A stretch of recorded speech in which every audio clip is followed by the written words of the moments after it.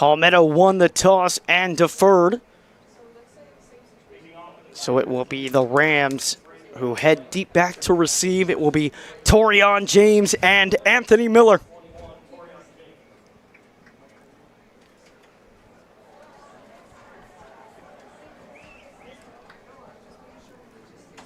Brandon Callaway will boot it away, a five-star kicker. Number 1 in the class of 2027 for kicking and number 2 in punting. This will almost surely go to the back of the end zone. And right on cue, so the Rams will start their first offensive drive of this game. And we've got to talk about the senior running back, Isaiah Belt. In his career with the Rams, after last game's 82 rushing yard performance, 2,024 rushing yards in his career here at the Rams, 21 rushing touchdowns. He's had 10 games of over 100-plus yards. He has really been a threat and continues to be so. Yeah, absolutely. He is a really big impact, has a really big impact in that backfield, always a threat. But I kind of want to talk about Isaiah Belt's loyalty. He's been with the Rams, stayed with the Rams. You've seen a lot of players transfer. He stayed loyal, stayed having that massive impact in the backfield, and we look to see that again tonight. First down and 10. It is Torian James in the backfield. And they'll give it to him on the first play of the game. James tripped up for a gain of about 5 yards. James, the wide receiver last year, has made such an impact on the ground so far. Yeah, he absolutely has. It's been really, really interesting to see how the Rams have kind of used him beginning of this season. You know, he's usually a wideout, but they put him in that backfield, and he is such a dual threat. He's absolutely amazing in that backfield, as we've seen these past 2 weeks. First down or second down, and they'll go over to Sheffo, and Sheffo breaking off a tackler. Good enough for a first down.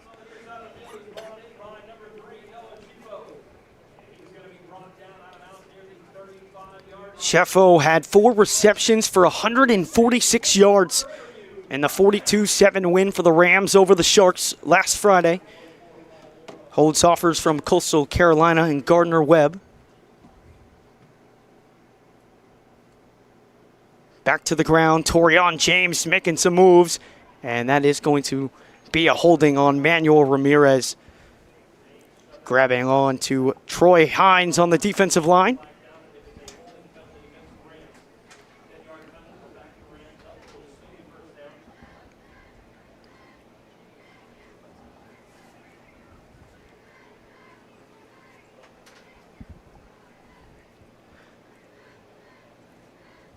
And that's exactly what it will be. So it'll be second down and 20 coming up here. Big game tonight, Paul. What are your keys to the game?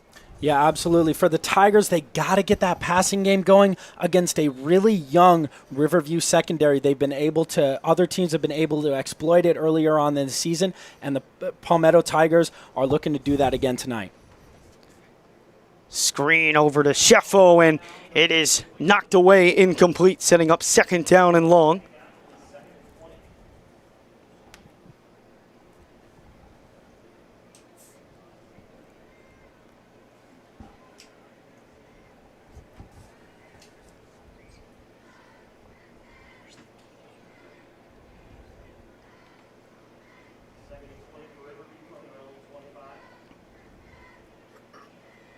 Miller goes in motion quickly. Fakes the handoff, looking for Miles Prziquez. Will make it third down and somewhat manageable. Prziquez coming off a big game himself in the last game against the Sharks, but not on the offensive side. Had 3 sacks, but they utilized him as a package tight end, and it works really well. Yeah, he absolutely is a very good player on both sides of the ball. You see he had 3 sacks in that game against the Riverview Sharks, and then that preseason classic, he caught a touchdown as a tight end, so they're able to use him on both sides of the field very well. It'll bring up third down and 12 here for the Rams on their opening drive. Nippert under some pressure. He's able to evade it, and he'll take off and run. And he's going to get the first down, lowers the shoulder, and is right around midfield. A nice move by Parker Nippert. Yeah, wow. Parker Nippert really showing off the legs there. Usually you're really impressed by the kid's arm, but then he shows the legs there, gets the first down. It's a really nice run from Parker Nippert. First down and 10 now at the Rams' 49-yard line. Torian James remains the back.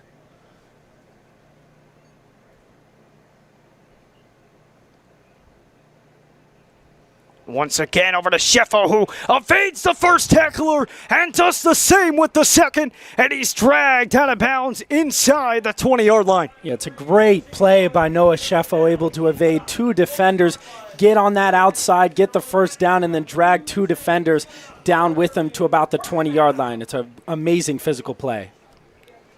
Fresh off that 146-yard performance, on a roll already with his second reception.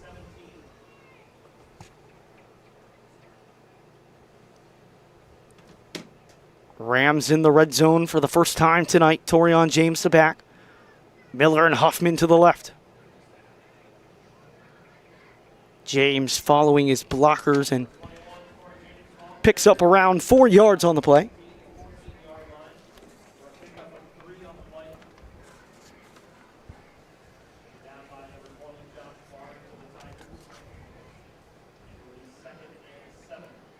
Second and 7 coming up. First drive underway here for the Rams, looking to continue their offensive success. In the 2 games they have played that have been completed, 49 points and 42 points. They have been virtually unstoppable, especially on the ground with Torian James. They'll look to go to the air here, and Chase Henson right away gets to Parker Nippert. And it will be third down and long coming up here for the Rams. Yeah, it's a really nice play by Chase Henson, not fooling anyone with that play action as Parker Nippert fakes the handoff to Torian James, but immediately is swallowed up by the sea of Tigers D-line. Nippert made the chance to get away, but just could not. Third down and 12.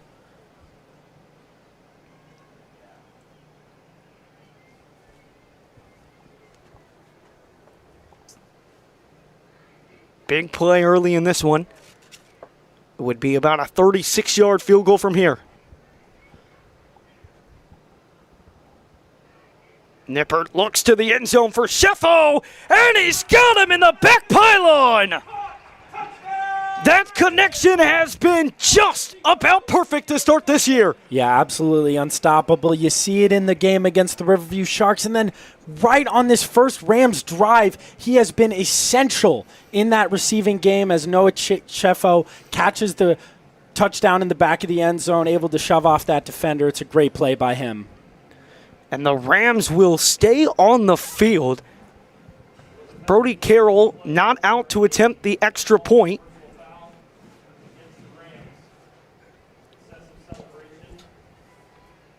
Parker Nippert wasn't aware, and he will make his way back onto the field. So an aggressive approach early here from the Rams. Yeah, it looks like they're going for 2 here. It looks like they're trying to get to that strong start and go up big early here.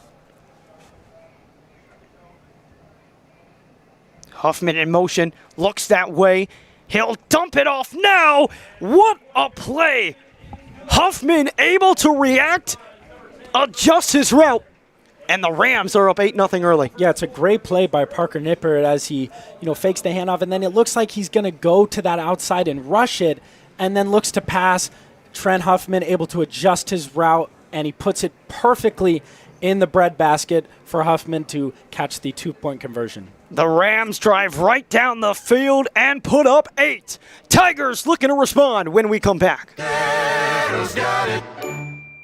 The vehicles aren't the only thing that's state-of-the-art. Our facility is second to none at Gettle Hyundai of Sarasota. Gettle Hyundai of Sarasota.com. Somebody help! When Sarasota needs a hero for their roof, Mighty Dog Roofing answers the call. Serving Sarasota homeowners with expert roofing, installation, and repairs. Trusted by your neighbors from Lakewood Ranch to Venice. Fully licensed, insured, and committed to 5-star service. proud sponsors of Riverview High School football.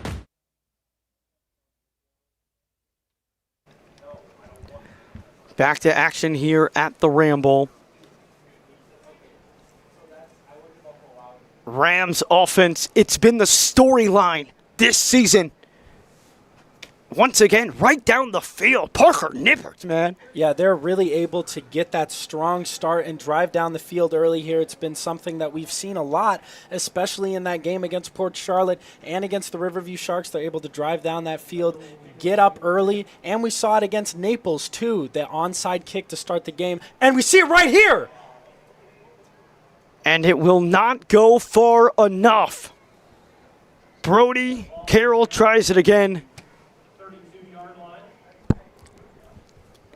And so Palmetto now with great field position. Yeah, boy, that would have been a stunner if they had got that onside kick again. It's something that we've seen from the Riverview Rams special teams. They really love that onside kick. We've seen it previously in games this season. They try it there, but just not able to get it past the line of yardage. So Palmetto out for their first time tonight, and that will bring up our first Mighty Dog Roofing Impact Players of the game. We talked about it. Miles Przikwas with 3 sacks in that game against the Riverview Sharks. But Maurice Carter, he is a force to be reckoned with on this Palmetto defense, or on this Palmetto offense. One of the best deep threats in the county. They'll go on the ground on first down to Kieron Jones, who is stuffed right at the line of scrimmage.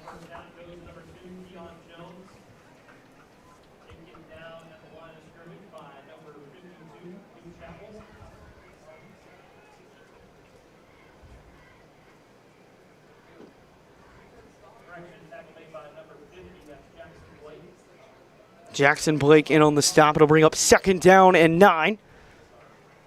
Matthew Hennessy leading the attack for the Palmetto Tigers. Transfer over from Manatee High School. And the pass to Harris is incomplete. So an early third down here for the Tigers. Yeah, absolutely. I told you that when one of my key impact plays of the game, one of my key impact things, you see that the Palmetto Tigers need to get their passing game going against this young Riverview secondary, and you see a drop there is not good, an early third down, and they're not able to take advantage of the onside kick recovery. And that's going to be a false start. You see Jock Harris jumps early, so a dropped pass and a false start. A rough game for Jock Harris, who is one of the stars on this Palmetto offense, also transferring over from Manatee. He had 5 receptions, 150 all-purpose yards in the game last week against Newsom, and a 72-yard kickoff return for a touchdown. One of the most explosive threats that this Tigers offense holds, and they have a lot of them. Yeah. Third down and long. Hennessy looking deep for Maurice Carter. And Pino Parks there in coverage, and it will bring up fourth down. Looks like a flag is down back at the line of scrimmage. We'll see if they get a roughing the passer here, and that's what it will be. They'll get Miles Przikwas for that, and so the drive now continues. Yeah, a little bit of a bailout there for the Palmetto Tigers as that pass that went deep wasn't even close to the receiver, but they get a first down here, a new set of downs, and a first try for the Palmetto Tigers here.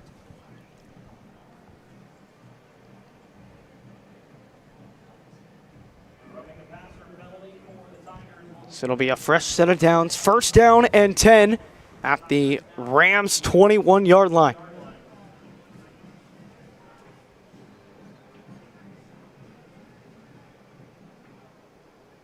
Hennessy rolls to the left on first down, and he's got his man, but a nice tackle right there. Keeps the gain minimum for Ace Luther.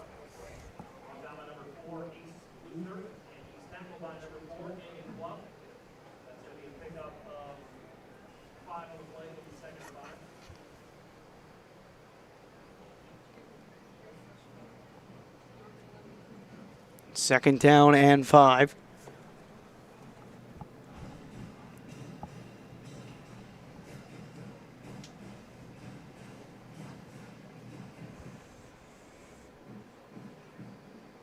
Hennessy in the shotgun, Jones to his right. Give right up the middle to Jones. Jones pushing ahead. A nice push from his offensive line to get close to the first down marker. It will depend on the spot. Looks like he's about a yard short.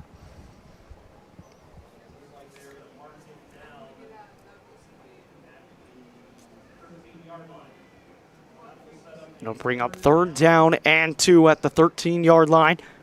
Tigers go quickly.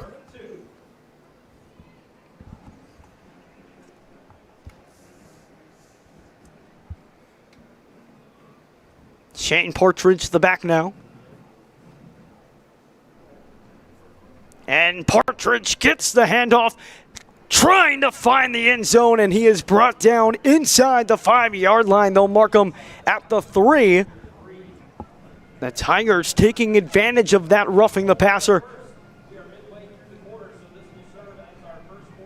And we will head to a water break. Tigers with 1st and goal when we come back. Are you thinking about working with Mighty Dog Roofing? Well, check this out.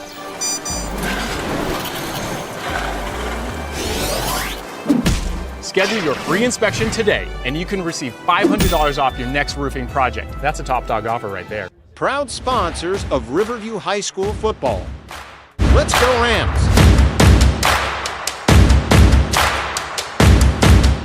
Are you thinking about working?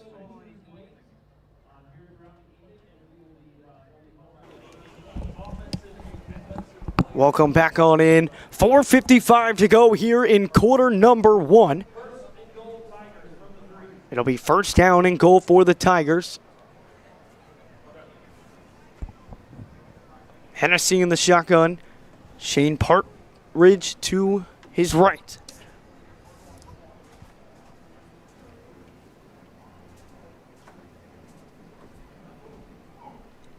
And it's an easy touchdown. Partridge right up the middle. And the Tigers respond quickly after the Rams' opening drive. Yeah, able to take full advantage of that roughing the passer penalty, and they just drove right down the field after that. And a couple of nice rushes towards the end of the drive by Shane Partridge, able to punch it in and get 6 for the Tigers.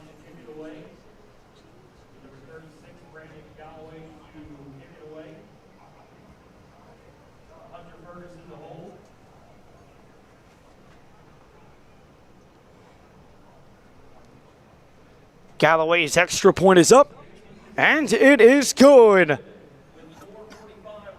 So the Tigers respond quickly. 8-7, Rams on top.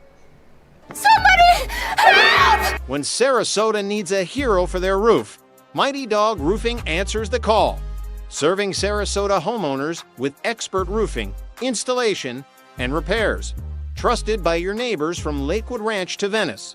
Fully licensed, insured, and committed to 5-star service. Proud sponsors of Riverview High School football. Let's go Rams!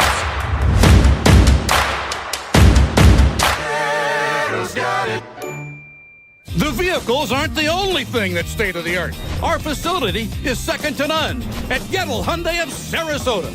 Gettle.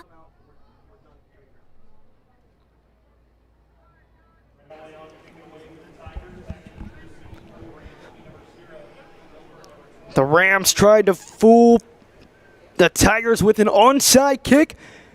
Set him up with great field position. Looked like the Rams were going to be able to get off the field, but that roughing the passing penalty really set them back.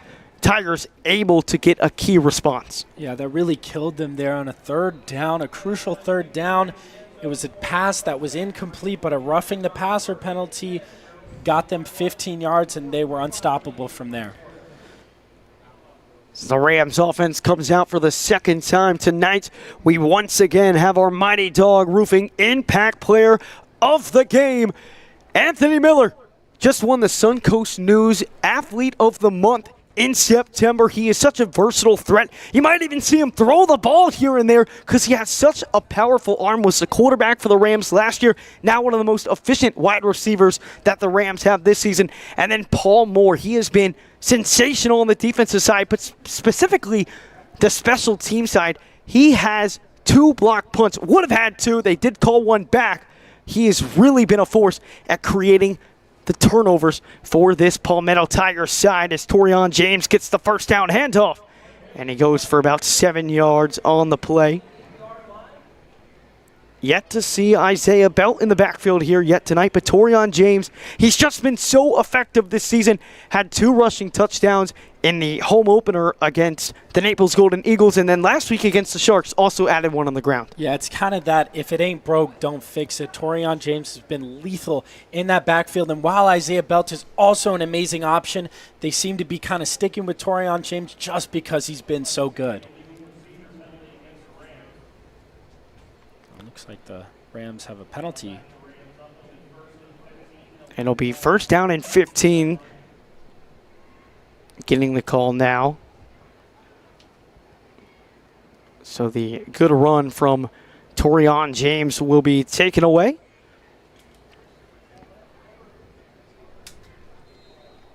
Gonna bring up first down and 15 at the 15-yard line.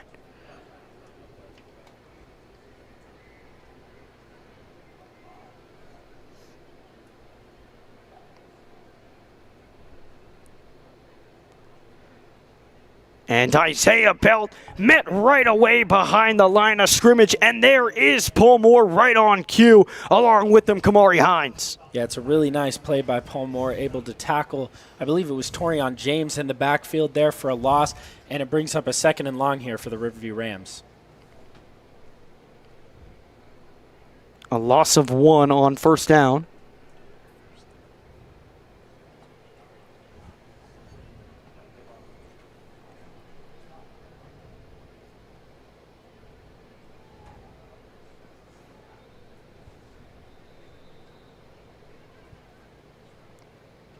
And a whistle here from the ref. Not exactly sure, wondering if it's the spot.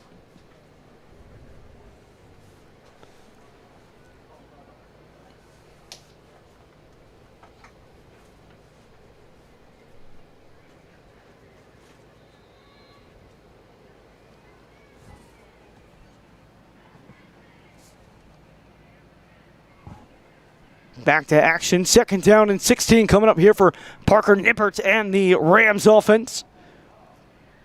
Has time, and the pass is intercepted. It is once again with the pick 6. Jeremiah Patterson had one last week, and he's got another. Yeah, it's a really nice play by Jeremiah Patterson, able to step in front of Noah Cheffo and pick that off, take it right back to the end zone. A really late throw by Parker Nippert there as he was just not able to find Noah Cheffo, but a really nice play by Jeremiah Patterson. Brandon Galloway on to kick the extra point. What a read it was from Patterson, who saw that all the way. You saw that break, and you knew it was to the house before he even got there. The extra point is up, and it is good. Anton Clough almost got to that one again, but the Tigers pick off Parker Nippert for the first time this season. The Tigers lead 14-8.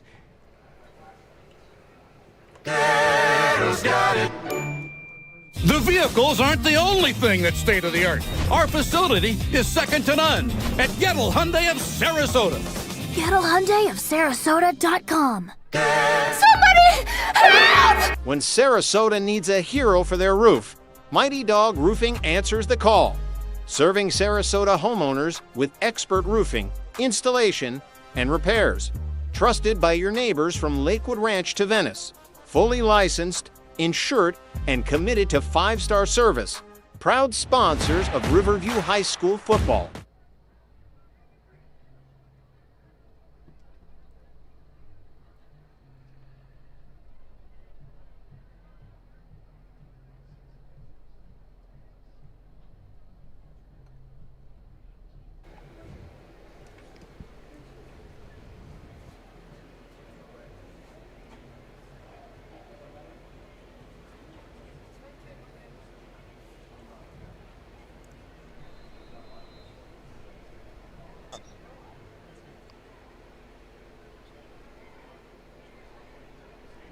The kickoff once again out of the back of the end zone.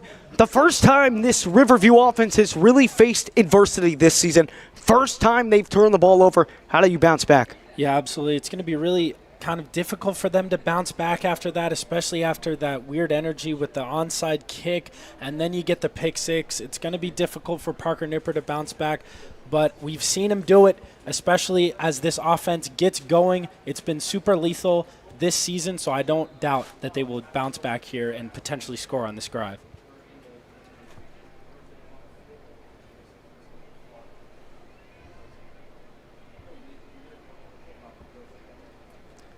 So first down and 10 at the Rams 20-yard line.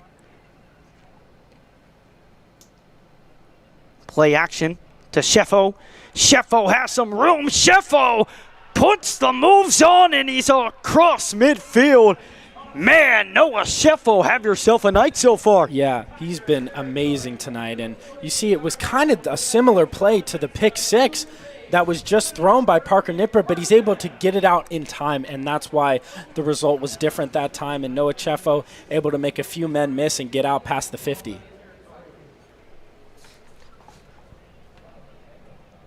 Sheffo with 4 receptions already tonight, matching his total from last Friday. Has the 1 Rams touchdown so far. The give to Torian James. It's another solid carry, bringing him to the 43-yard line. It's a gain of 6.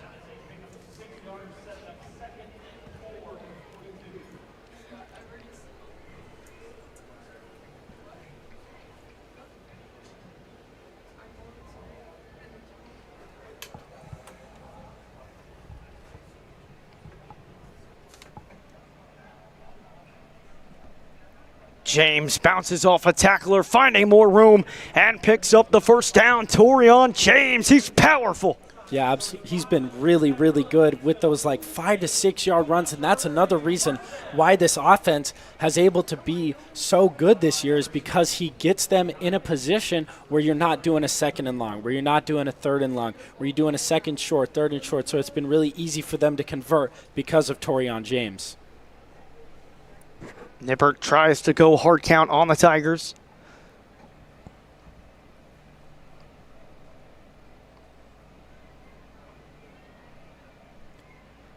Preziquez and James back there with Nippert. Looking deep down the field, he's got a man, and it's hauled in inside the 5-yard line. It is Huffman on the reception, and the Rams are right in business. Yeah, it's an amazing route by Trent Huffman, able to get to that outside sideline, beat his man, and haul it in. Also able to get the feed inbounds, and he's down within the 5, sets up the Rams for a really nice red zone. First down and goal. The give to Torian James, trying to find his way into the end zone, and he will. Torian James continues his touchdown streaks, and the Rams are tied up, and we'll see if they elect to go for 2, and it looks like they will. So Brody Carroll out of this game for the first quarter, and so that's why you're seeing the Rams offense stay out on the field and once again go for 2. Yeah, they were having Anthony Miller out there kick for the first quarter, so it makes sense why they're going for 2 on these first 2 touchdowns because their star kicker is out for the first quarter.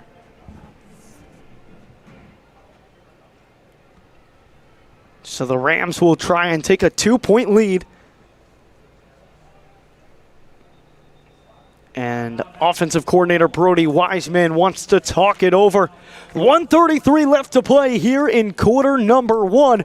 Rams trying to open up a 2-point lead at the Ramble. The vehicles aren't the only thing that's state-of-the-art. Our facility is second to none at Gettle Hyundai of Sarasota. GettleHyundaiofSarasota.com. Somebody help! When Sarasota needs a hero for their roof, Mighty Dog Roofing answers the call. Serving Sarasota homeowners with expert roofing, installation, and repairs. Trusted by your neighbors from Lakewood Ranch to Venice. Fully licensed, insured, and committed to 5-star service. proud sponsors of Riverview High School football. Let's go Rams! Somebody! 2-point conversion coming up here for the Rams.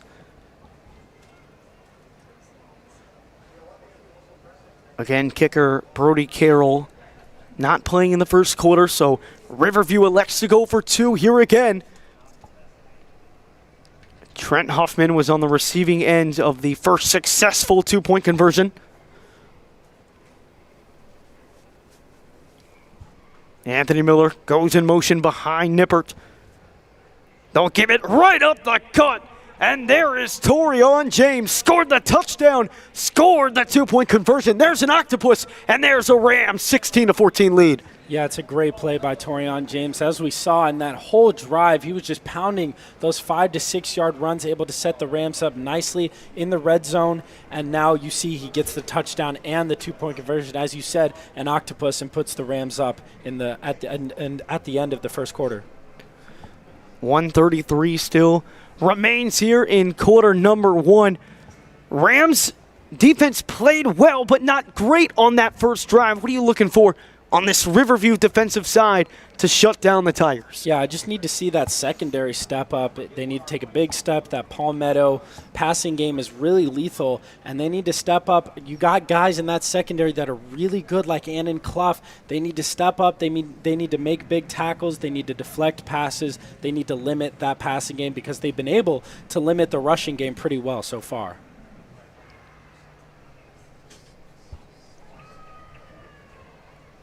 Once again, it will be Anthony Miller to kick it away. And you can see now it's become a theme for the Rams to do a little onside kick, and they'll do a little one, I guess. It was sort of an onside kick, but it goes right to the Tigers, and they'll start just beyond the 50-yard line. Yeah, it looked like a mini squib kick right in the middle of the field. Kind of a strange kick, but not expecting Anthony Miller to kick it to the back of the end zone, so maybe that might be their best bet. So first down and 10 at their own 49-yard line. It is the Palmetto Tigers and Matthew Hennessy who is leading the charge. He had a solid game versus Newsom, 170 passing yards, 2 passing touchdowns, that 88% completion percentage. He had 15 straight completions to end the last game, and he'll go deep on first down, but he cannot find Maurice Carter. Yeah, it's a really nice route by Maurice Carter. Looks like he beats his man, but Hennessy unable to find him as it was just too far out in front of him.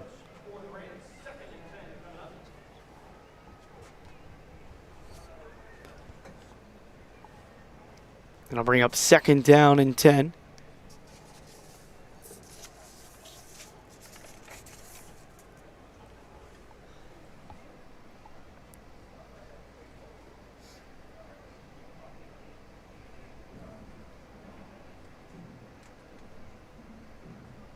Hennessy looking over to Carter on the screen, but he cannot haul it in. Jabari Farland was there quickly to apply pressure, and it's third down once again for the Tigers. Yeah, it's a nice play by Farland, able to get in there and force the incompletion. It looks like the receiver caught the ball and then dropped it. He was too focused on trying to get upfield after the catch that he couldn't haul in the catch instead.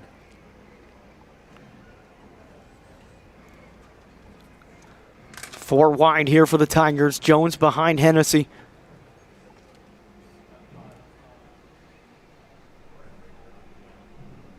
Hennessy under some pressure, steps up in the pocket, and he is brought down.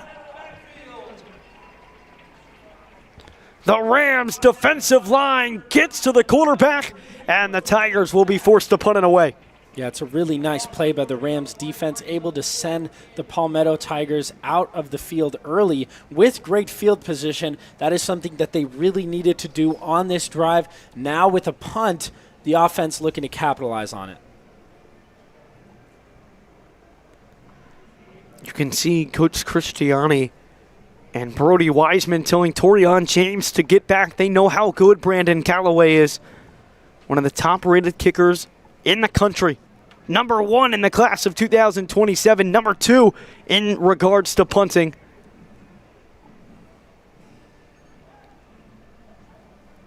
And will they be able to down it? I believe that's going to go in the back of the end zone, and it will. Was almost a perfect punt, but the Tigers not able to down it inside the 5.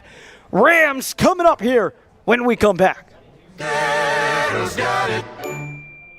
vehicles aren't the only thing that's state-of-the-art. Our facility is second to none at Gettle Hyundai of Sarasota. GettleHyundai of Sarasota.com.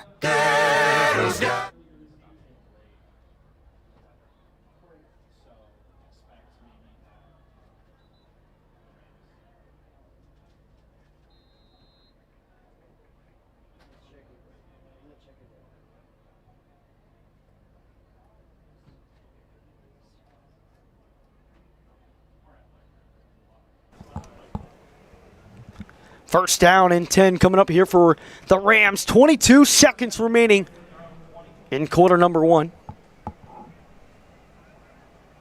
Zeke West goes in motion. Nipperts has Sheffel again! Noah Sheffel cuts up the field. He does it again! And Noah Sheffel is gone! Zion Robertson was tracking him down, but he could not get there in time. Noah Sheffel, hello! I mean, wow, what a play by Noah Sheffel. I mean, look at this kid run.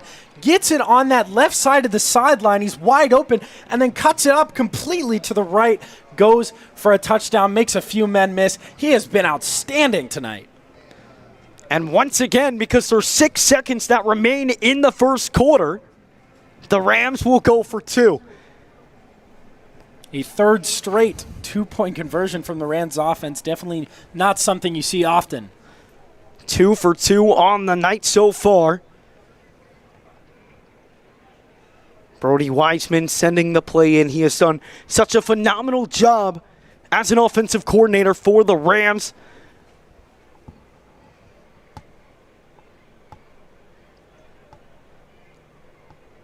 Nippert, the fake to Belt, and once again on the 2-point conversion, it is Trent Huffman, and the Rams take a 2-score lead, 24-14, but none other than Noah Sheffel to give him the 80-yard touchdown bomb. 24-14, Rams on top of the Tigers. The vehicles aren't the only thing that's state-of-the-art. Our facility is second to none at Gettle Hyundai of Sarasota.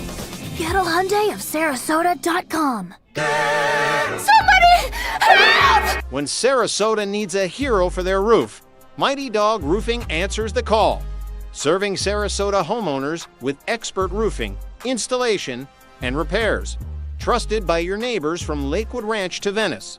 Fully licensed, insured, and committed to 5-star service. Proud sponsors of Riverview High School football.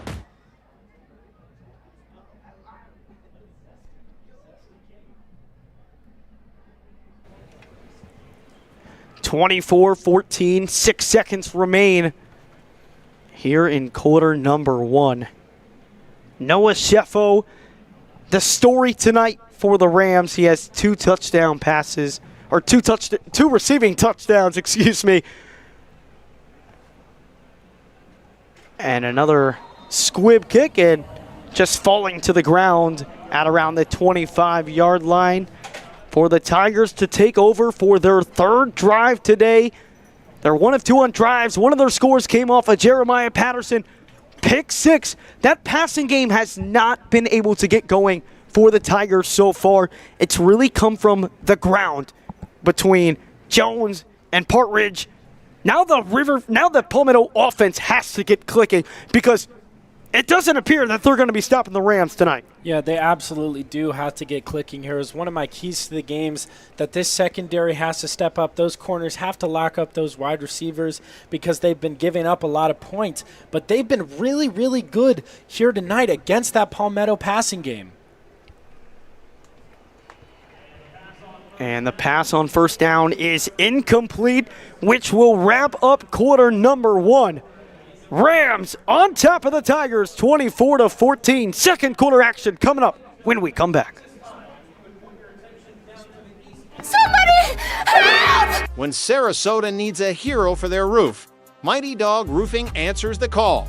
Serving Sarasota homeowners with expert roofing, installation, and repairs. Trusted by your neighbors from Lakewood Ranch to Venice. Fully licensed, insured, and committed to 5-star service. Proud sponsors of Riverview High School football. Let's go Rams! Are you thinking about working with Mighty Dog Roofing? Well, check this out.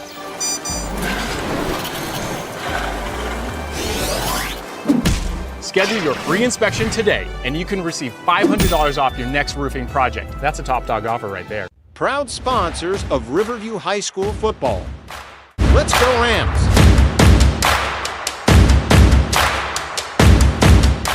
Somebody!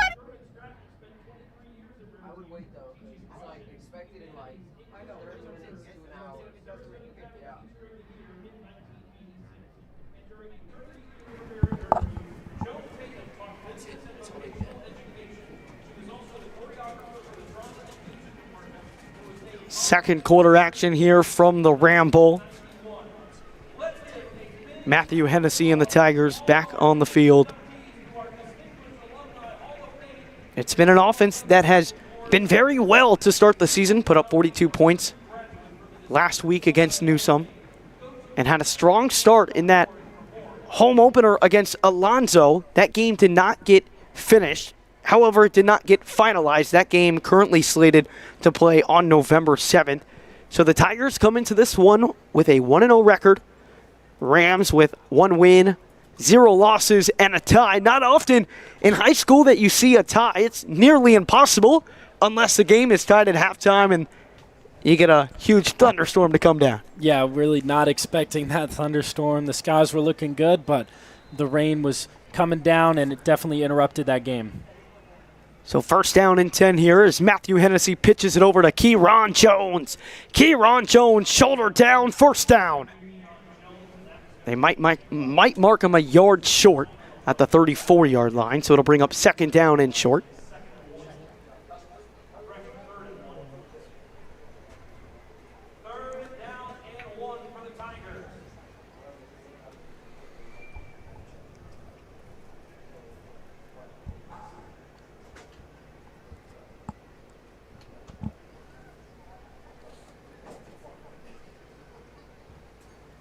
It'll bring up third down and 1. Partridge up the middle. It's going to be close. It'll depend on the spot. Looks like he's going to get to the 35-yard line. Good enough for a first down.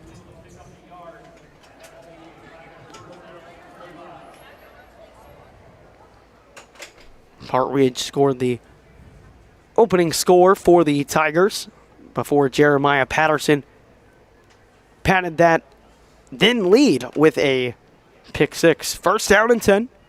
Second quarter underway here at the Ramble. Offensive fireworks, which we often see between these two sides. Hennessy finds his tight end, Ace Luther. He is brought to the ground. Andon Clough in on the stop.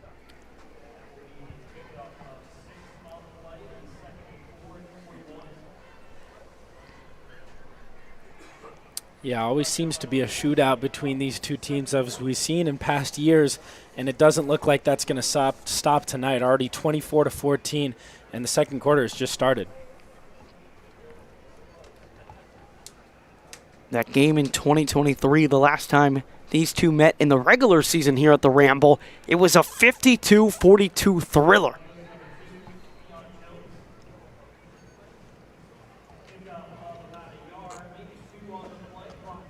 Rams had a much more controlled game, however, in the playoffs when these two teams met. It started off pretty close. The Rams were able to pull away and get a 49-20 victory to move on to the next round of the playoffs. They eventually fell in the third round of the FHSAA playoffs to Venice High School, who is recently coming off of a state championship in 2024. The third down throw finds Maurice Carter, and it's a first down across midfield. Yeah, it's a really nice route by Maurice Carter as we see him constantly able to use his speed, able to cut across the field and get out to that sideline. It's a nice first down conversion.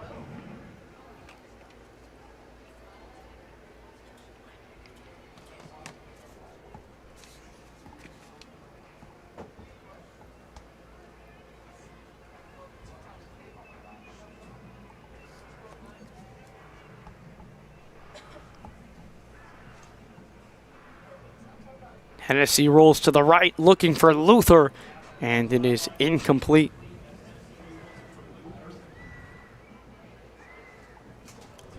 And we do have a flag on the play. The referee threw that one very late. So an illegal procedure on the Tigers, so that will back them up. It will remain first down. First down and 15.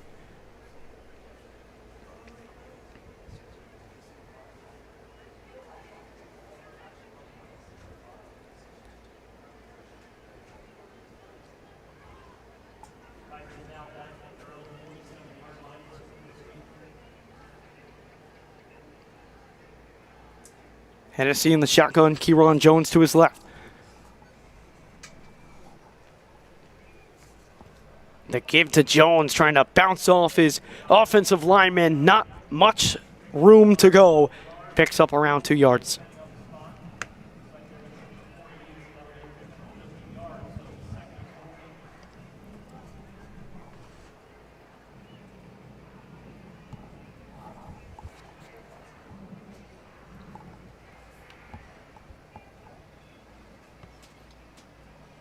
Second down and long. Tigers offense takes their time. They like to set at the line of scrimmage. And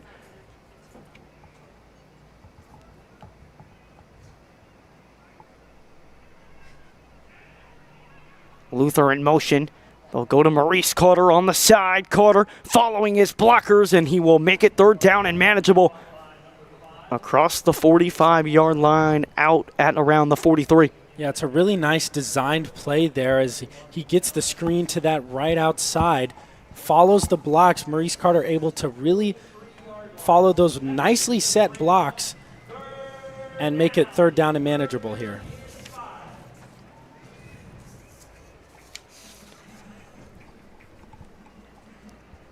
Third down and 5 coming up here for the Tigers. 8:50 to go here in quarter number 2.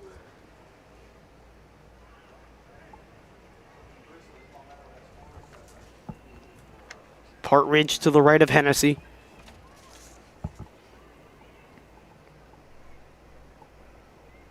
Play action. Finds Luther. And it is incomplete. Luther not able to haul it in. And so now it's decision time for the Tigers. Fourth down and 6. What do you do here? Yeah, I don't really know. You're down 10 here. It's still the second quarter. I think you punt here. You don't want to risk giving the Rams really good field position, especially because of how hot they've been, but it looks like they're going to go for it here. The Tigers disagree and will go for it here on fourth down. Head coach Eric Sanders, what do you got on fourth down? Hennessy looking, and it is hauled in. What a reception right there from Maurice Carter. An acrobatic grab to keep this drive alive. You've seen him be clutch in these types of moments, and it's a really nice designed play there on 4th and 5, able to haul it in. It's a really nice catch by Maurice Victor, and it sets the Tigers up in good position here.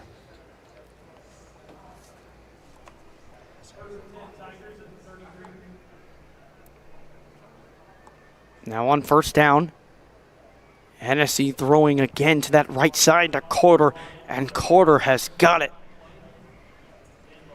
They have just been feeding it his way. Maurice Carter, we talked about it. He was our impact player.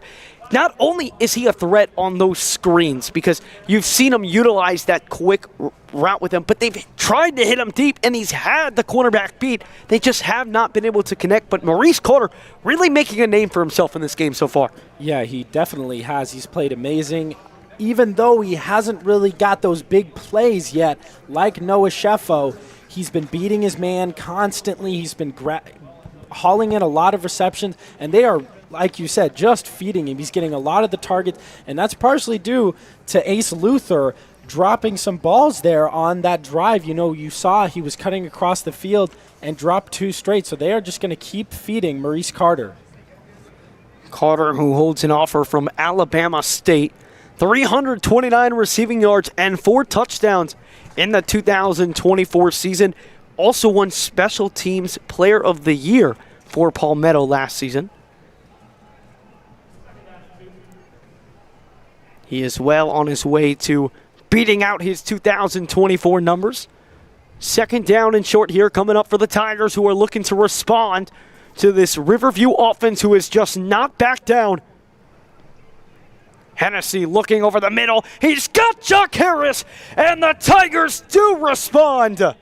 We've got a shootout here at the Ramble. Yeah, it's a really nice pass there by Hennessy, and you see the Tigers now able to get that passing game going, which was such a big thing for them to do prior to this game. I talked about it earlier on in this game, and they're now able to get it going, and it shows that it could be productive there as the Tigers respond with a touchdown. Galloway on to attempt the extra point.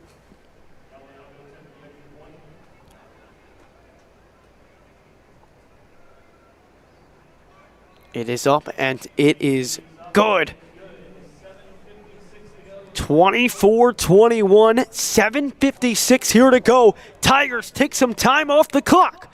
Rams trying to respond when we come back. The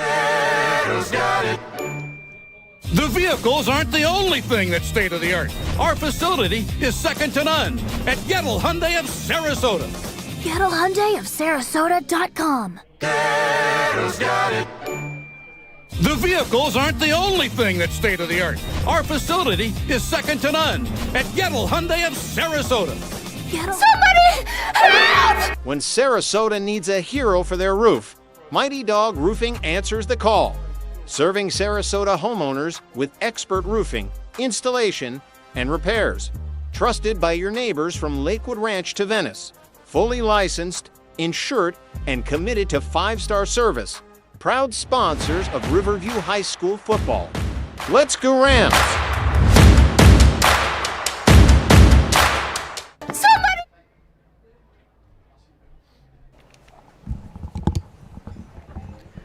We've got a good one brewing here at the Ramble.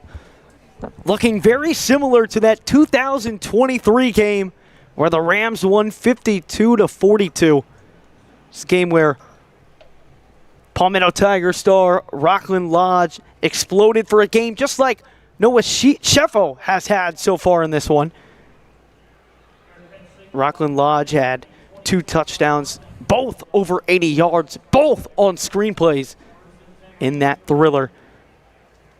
Rams offense coming out again. They've been perfect besides the one drive where it was intercepted by Jeremiah Patterson and taken back for a touchdown. But other than that, this Riverview offense has been near perfect. Yeah, they just need to keep doing what they do best, and that's passing the football, running the football with Torian James. They just need to keep doing what they're doing because it's definitely working. And this Tigers defense hasn't really been able to find an answer for Noah Sheffo. I think you keep feeding him. He has been near unstoppable. One play, 80-yard drive last time as Nippert found Noah Sheffo. The first down give up the middle. A flurry of Tigers in on the stop. Kyron Davis there in the middle of it all. And it's such a different dynamic for this Riverview offense who has leaned so heavy on the ground game. Back in 2023, it was an offense that ran for over 2,000 yards between Isaiah Belt and, at the time, DJ Johnson. They both had over 1,000 yards rushing, and now it's more of an air attack from this Riverview side, which is such an adjustment. But Brony Wiseman has done a great job of transitioning this offense to allow them to throw the ball. They'll go back on the ground here. It's Isaiah Belt on the carry who gets a yard away from the first down marker, setting up 3rd down and 1. Yeah, like you were talking about, it's really a new look for this Riverview offense, able to make the passing game the new main identity for the offense. It's not something we've seen a lot, but they go out and they get Brody Wiseman, and then they go out and they get these 2 new receivers in Noah Sheffo and Trent Huffman, and that's what we've seen a lot this season. Trent Huffman has been on the receiving end of 2 two-point conversions.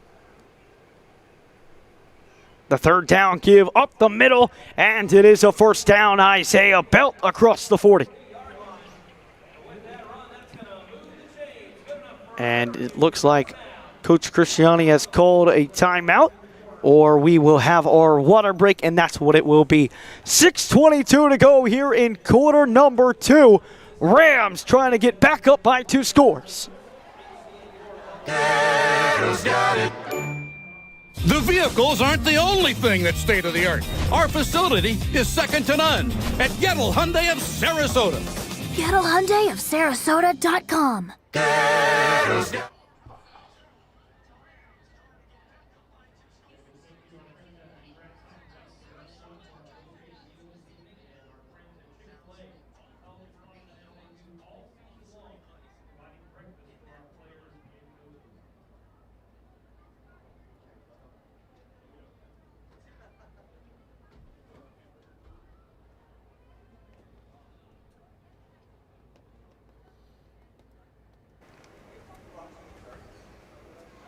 First down and 10.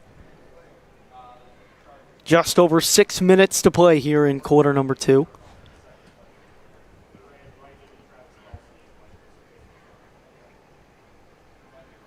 Once again on the ground, and Isaiah Belt picks up another 1st down. The 2,000-yard rusher here for Riverview, picking it up here on his first drive of the game. Yeah, the Rams offense just looks so dangerous. You haven't even seen them pass the ball here yet, and they're able to get the run game going so good. Whether it be Torian James or Isaiah Belt in that backfield, the run game's always great.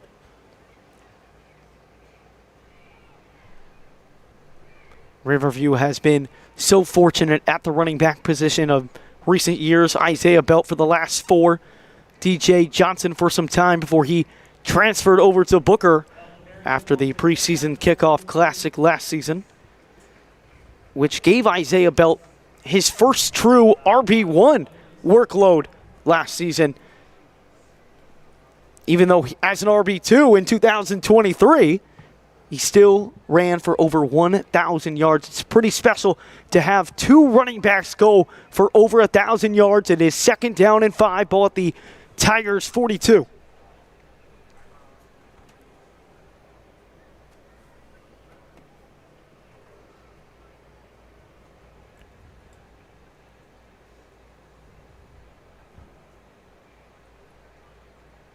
The pitch to Belt, and he is wrapped up after a gain of maybe 1, and it will bring up 3rd down and 5. Looks like Isaiah Belt coming off and Torian James coming on, and it's kind of like what you see with the Detroit Lions in the NFL. You got David Montgomery, and then you got Jahmyr Gibbs, and it's kind of a similar look. They're using both running backs very effectively here tonight.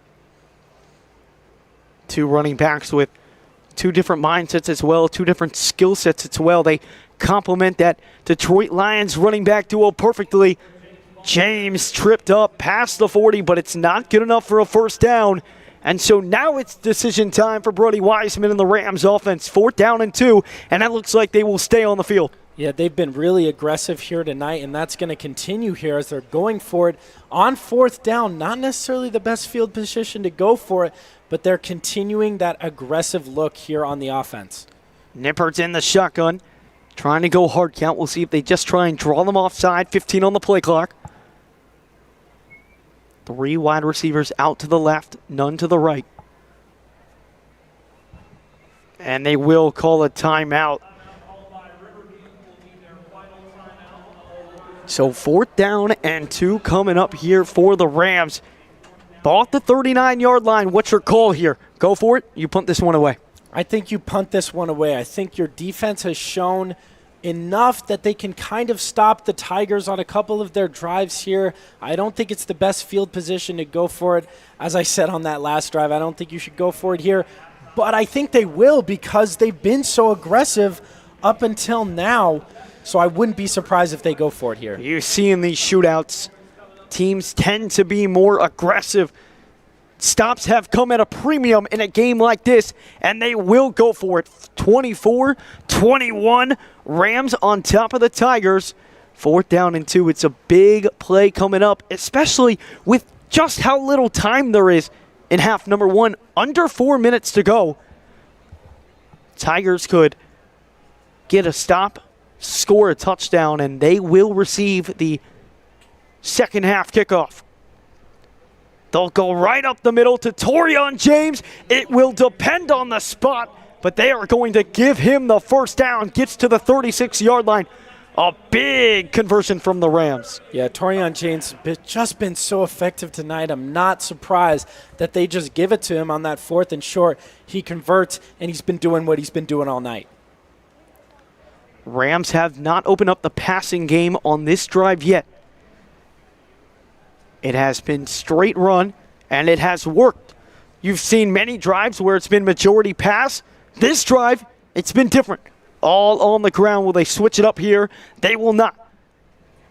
Torian James gets around 5 yards on the carry. Bring up 2nd down and 5, and they're not doing bad. They know what's coming. It's just run, run, run, and it's been effective. Yeah, you haven't really seen Torian James or Isaiah Belt get stuffed very much. It's constantly those 5-6 yard runs, and it's putting the Rams in a really good position. And I know the pass game has been great, but when the run game's doing so good this drive, I don't think you stop it. Nippert will go to the air. Stop it! Oh, man, Sheffo almost had his 3rd, but a late flag comes out. This will be pass interference on the Tigers. Yeah, looks like there was just a bit of contact on that Tigers defense. Noah Sheffo clearly beat his man, almost had his 3rd touchdown of the night. He has been electric. They get the pass interference call, and that's a really crucial call for the Rams. Even with that pass interference, it still looked like Sheffo was going to haul that one in. Looks like it won't be a spot foul. It'll just be a first down. So 1st down and 10 coming up here for Riverview. Inside the red zone once again tonight. Under 3 minutes in half number 1. Can the Rams strike again? On the ground, Torian James, blazing speed. Torian James pushes his way into the end zone.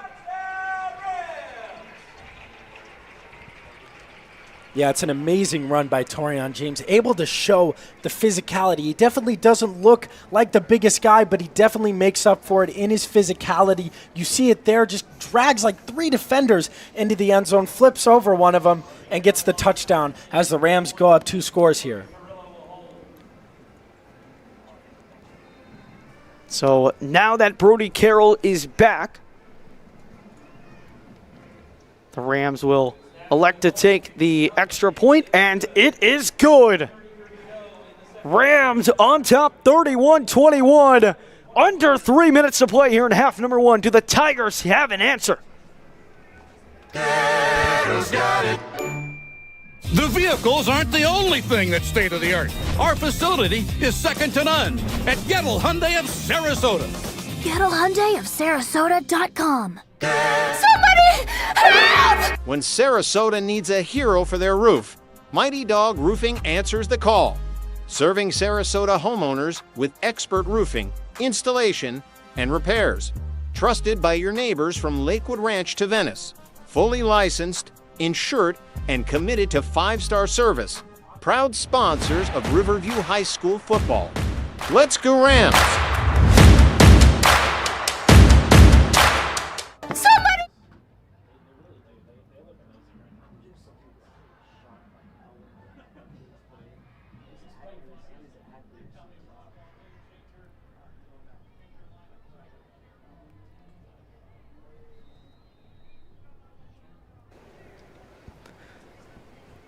Brody Carroll to send it away deep for the first time tonight.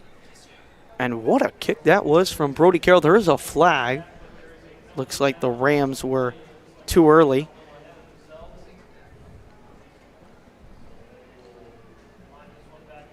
Definitely showing off the fresh leg as he, first kick of the night, kicks it to the back of the end zone. It was more than back of the end zone. He kicked it all the way out. That was something. Yeah, very impressive kick. You've seen it become more common, though, with kickers throughout all levels of the game. These 50-yard field goals have just been something that we've been getting used to. When they used to be a rarity, and you used to think about it, not so much anymore. Yeah, especially at this high school level, it's kind of become a regular thing. These kickers these days are absolutely amazing, and it's definitely become something, like you said, we're getting used to now. And even with the 5-yard penalty, Carroll able to get it into the end zone. So the Tigers will start their next drive at the 20-yard line. This is a big drive for the Tigers coming up, not only to bring this back into a one-score game, but the Tigers get the ball to start the second half. If they're able to drive down the field, get a touchdown, puts them in a great position going into halftime. Yeah, especially getting that momentum going is really important. You want to score here on this last drive before half, and then going in, getting the kickoff at second half, it makes it a lot easier for them to then score and go up on the Rams.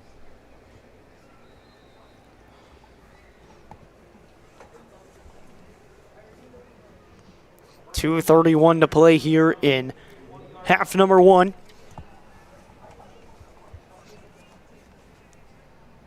Hennessy on first down, looking for none other than Maurice Carter, who stays alive after the first initial contact, nearing the first down.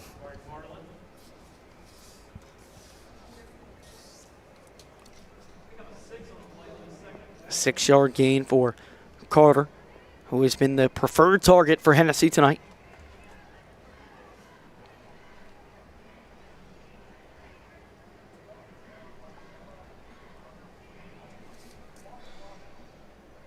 On the ground to Jones.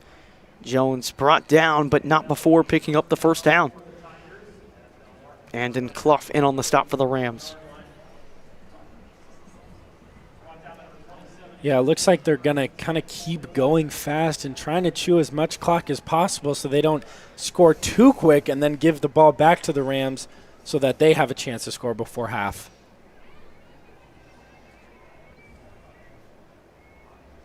Partridge in the backfield now with Hennessy.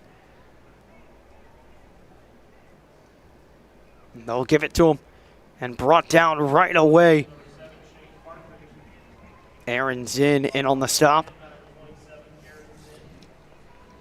This linebacker group between Aaron Zinn and Gabe Halperin has been quite impressive to start this young season so far. Yeah, absolutely. Very physical guys in that linebacker position. It's definitely what you need when you're looking for linebackers. And then you also see Andon Clough playing up a lot. He's one of their lead tacklers and leaders on this defense.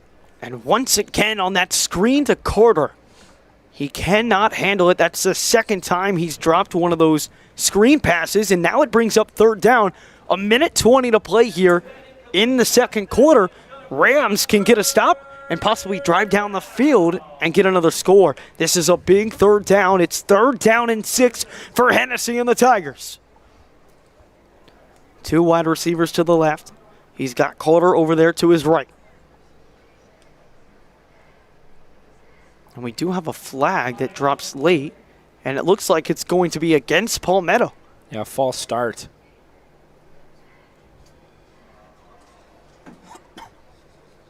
Palmetto backing up. Still no official call yet.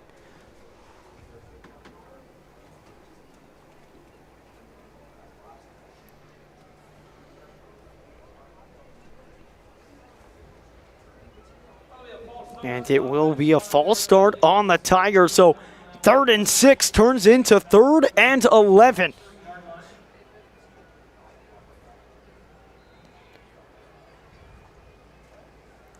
Tigers, who were already in a tough spot, now faced with 3rd down and long with 1:20 to go here in the first half. Hennessy giving a deep ball to Maurice Carter, but it is overthrown and incomplete. And the punt team will be forced to come out here for the Tigers, leaving the Rams another chance. Yeah, it's a good look here for the Rams as the punt team will come out for the Tigers. But you see again with Maurice Victor beating his man, but Hennessy unable to find him yet again on that deep ball. There's just kind of a misconnection here tonight on those deep balls between Hennessy and Victor. Galloway back to punting away. Riverview will have all 3 timeouts for this 2-minute drill type drive. A high snap. And it looks like that might have been deflected, but still will take a Palmetto bounce, but it's going to be picked up here by the Rams. And finally pushed out of bounds at around the 45-yard line. It was Rashad Bryant who picked that one up. Not deep back to receive, but the ball just kind of bounced right to him.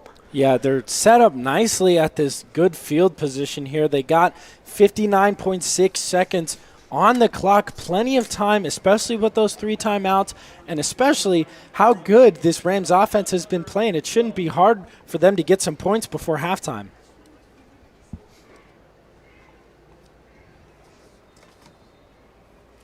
So first down and 10 coming up here for the Rams offense.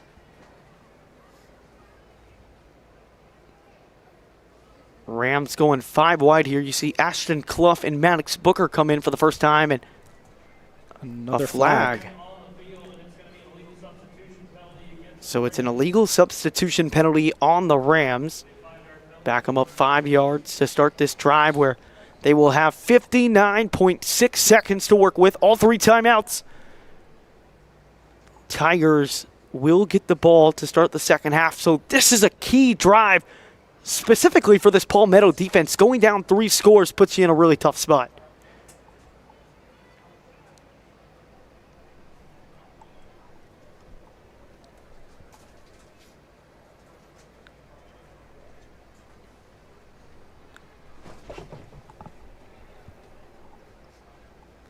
They'll give it to Torian James on the ground.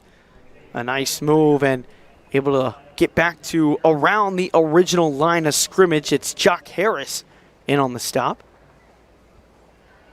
They're going quick here.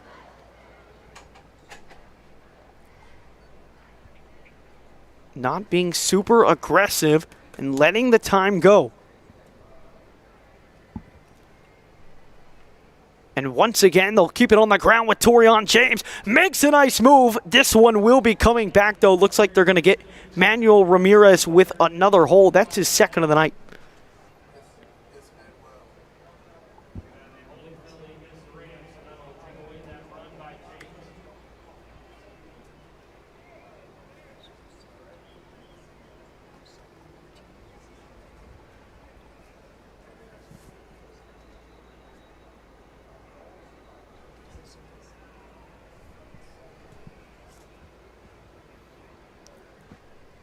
So 25 seconds to go here in half number 1. An injury to the Palmetto Tigers defense. We'll step aside. 25 seconds to go in half number 1. The vehicles aren't the only thing that's state-of-the-art. Our facility is second to none at Gettle Hyundai of Sarasota.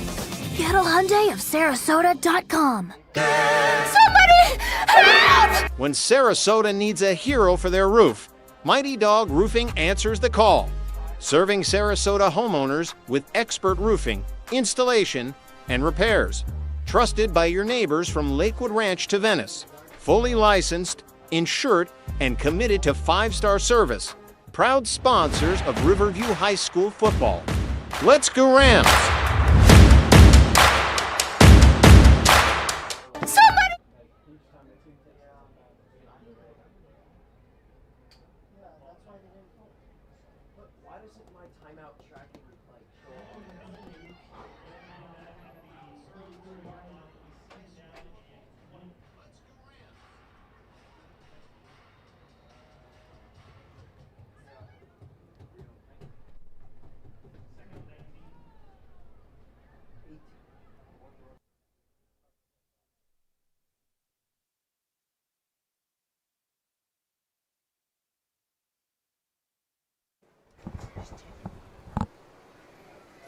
Anthony Miller goes in motion.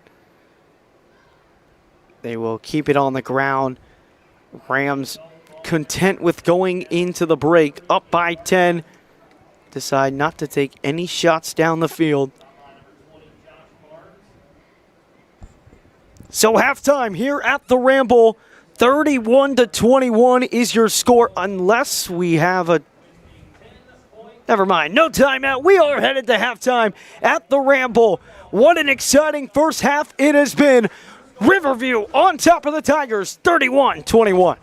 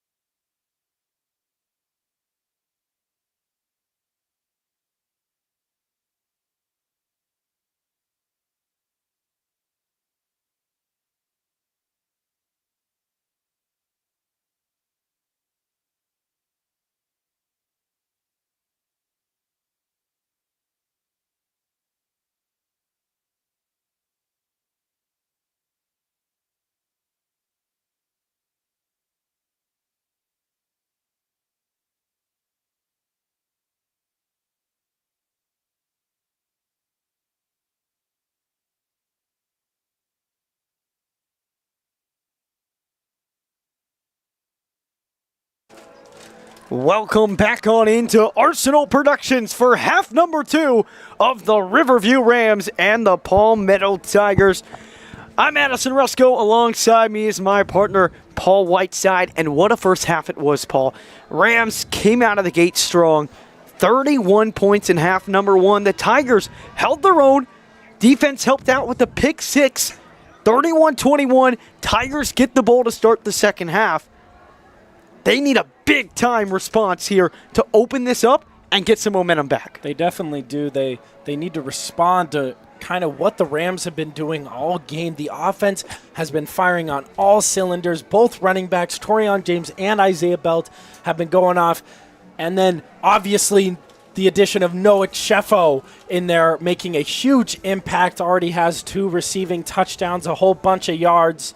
And so Palmetto Tigers kind of looking to replicate what the Rams have been able to do on offense.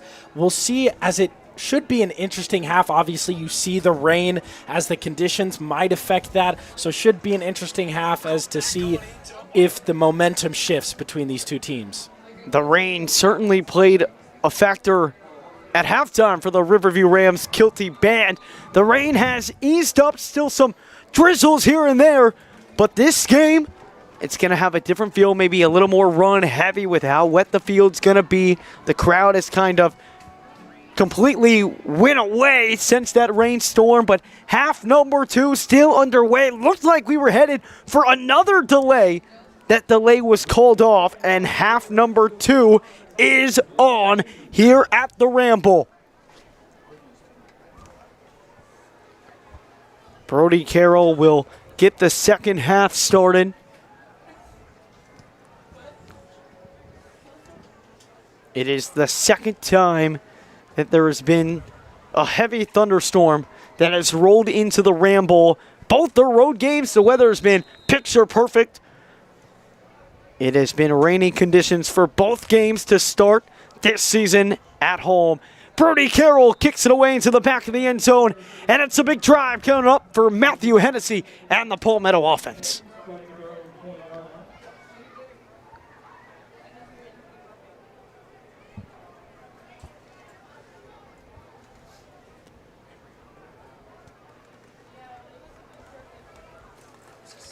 This passing attack for the Tigers has gotten going of late.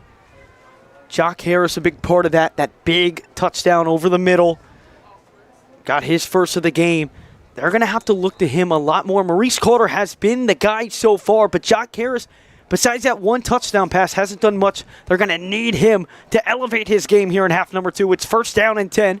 Hennessy looking over the middle. It's Luther, and he cannot haul it in again. Ace Luther, the junior, has had a hard time squeezing the ball tonight. Yeah, absolutely. He's been dropping a lot of balls tonight, and that's why you've kind of seen them go to Maurice Carter a lot. He's been getting a lot of the targets, but another drop there by number 4. And you're seeing that a lot tonight as he hasn't been able to haul the balls in.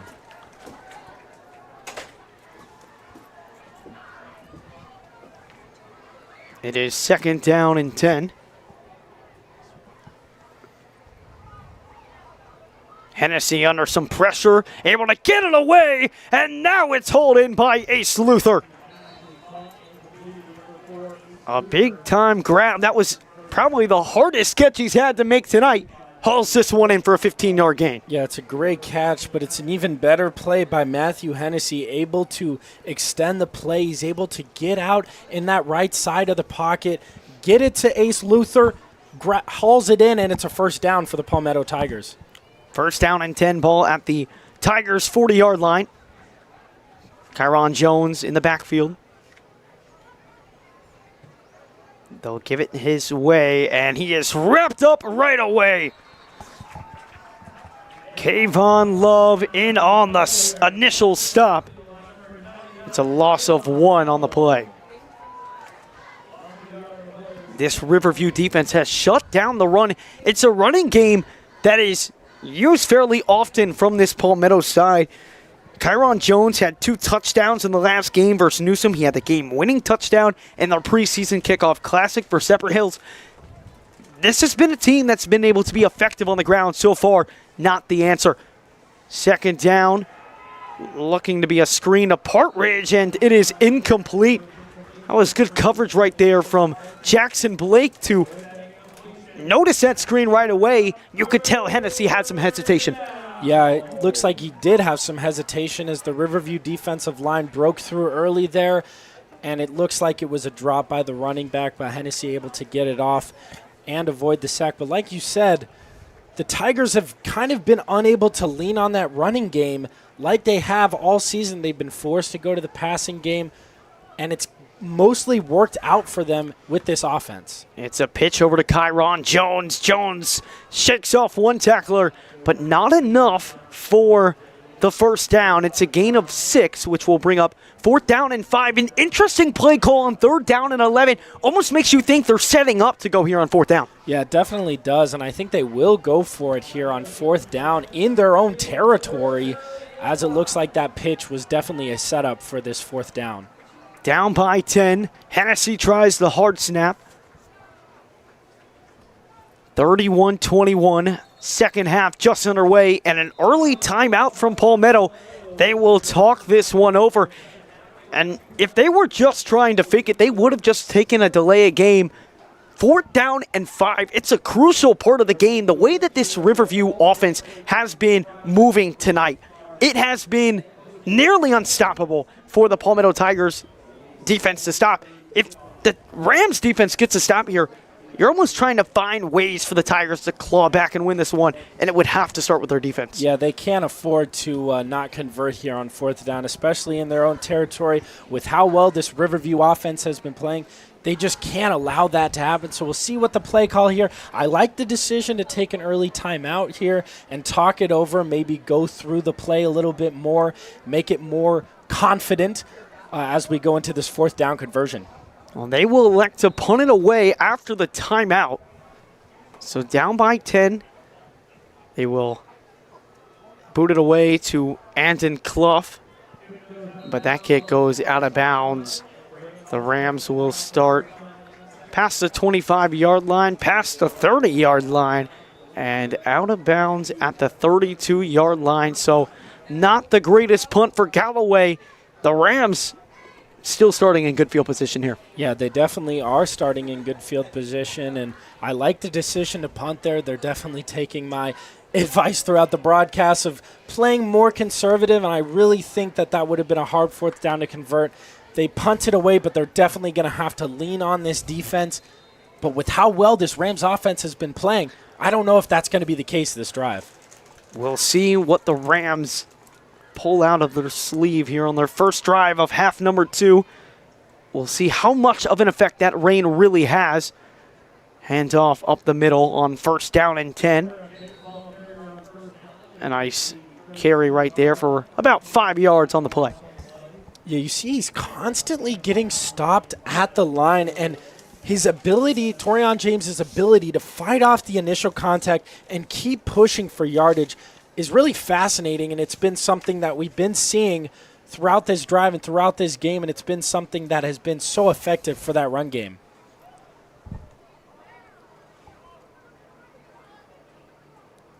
It is 2nd down and 6 coming up here for the Rams. Nippert in the shotgun. Handoff once again to Torian James, who somehow fights his way past the 40-yard line. It'll bring up 3rd down and 1. Or it looks like they're going to give him the first down. So a 6-yard carry there for Torian James. And just like you mentioned, looks like he's going to be stopped right away, maybe for a gain of 1-2 yards. But he just powers his way forward, picking up those extra yards just like he did on 1st down, and that results to barely picking up a 1st down and avoiding a 3rd down situation. It's 1st down and 10. Under 9 minutes to play here in half number 1. Palmetto was forced to punt on their first drive of half number 1.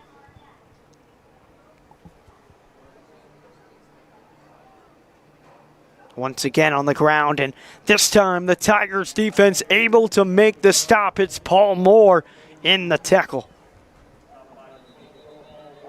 Yeah, that's definitely something that they're going to want to continue throughout this drive and throughout this game. They can't allow Torian James to be stuffed at the line and then fight for extra yardage. They need to stop him initially like they do on that play. That needs to continue throughout this game to give the Tigers a chance.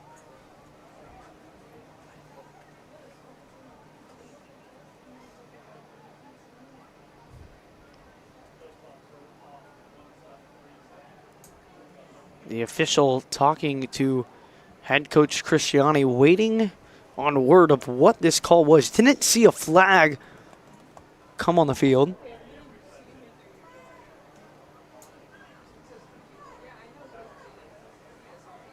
And possibly monitoring the weather, possibly. We do have some rain that we talked about, came down at halftime. It's really the only thing that I could think about. No flag thrown and just communication between the officials and the head coach. And it is not with the weather, it is with the play clock. So the play clock is frozen.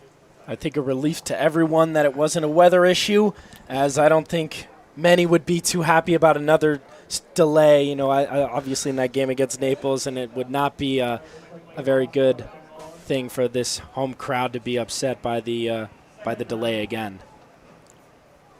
Both these teams dealt with delays and cancellations during the first week of the season.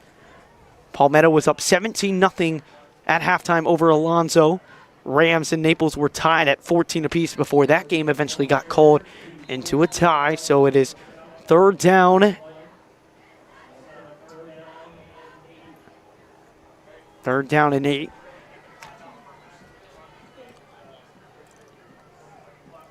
It's a nice job by the Tigers defense, able to stop the run here on this drive. And once again, it appears we're having issues with the play clock at the stadium. They will walk over to Coach Cristiani again. 7:48 here to go in quarter number 3.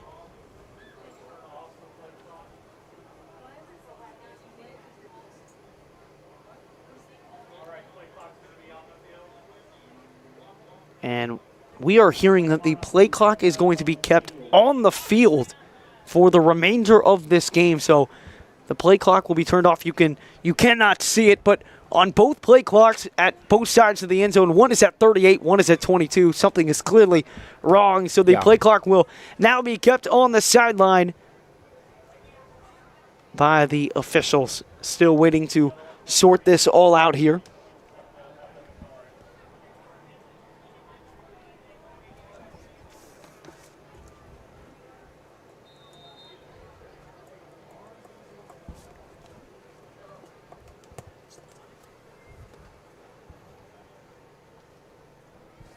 Third down coming up here for the Rams. Nippert under some pressure, gets it away, and it is out of bounds and incomplete. So a crucial stop there by the Tigers defense, and they'll give their offense another chance to bring it to a one-score game. And that was a crucial stop on third down there, able to force Parker Nippert out. Hasn't got a lot of pressure put on him this whole game, but then gets some there, forced to throw it away, and it's a really nice stop by this Tigers defense. The Rams now forced to punt, something that we haven't seen a lot this game, and gives the Tigers another chance on offense. A high snap, Brody Carroll deals with it and boots it away. 2 returners back there for the Tigers, and it is muffed! Able to get it back is Maurice Carter. A huge break there for the Tigers. They will retain possession. 7:21 to go here in quarter number 3. Rams on top of the Tigers. The vehicles aren't the only thing that's state-of-the-art. Our facility is second to none at Gettle Hyundai of Sarasota. Gettle Hyundai of Sarasota.com. Somebody help! When Sarasota needs a hero for their roof, Mighty Dog Roofing answers the call. Serving Sarasota homeowners with expert roofing, installation, and repairs. Trusted by your neighbors from Lakewood Ranch to Venice. Fully licensed, insured, and committed to 5-star service. Proud sponsors of Riverview High School. Hennessy looking deep on first down, and he's got Chuck Harris, but he cannot haul it in. Jabari Farland and Rashad Bryan in on coverage. Gave it a good chance for Chuck Harris to come down with that one. Yeah, we're going to see that a lot more here tonight as receivers are going to have a lot more of a difficult time hauling the ball in, as you see the muffed punt return there by Maurice Victor, and then you see number 3 unable to haul in the ball, and that's definitely due to some rain conditions as it makes the ball a lot more slippery.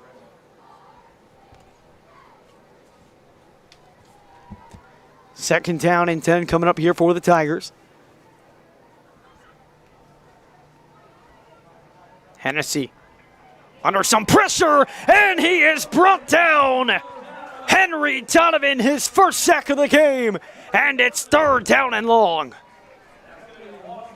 It's a really nice play by Henry Donovan, able to get outside, put some nice pressure on Matthew Hennessy, able to get the sack, and it sets the Tigers up for a really tough third down here. Third down and extremely long. Some lightning just shown in the distance. We'll see if it catches the officials' eyes here. Hennessy under some pressure.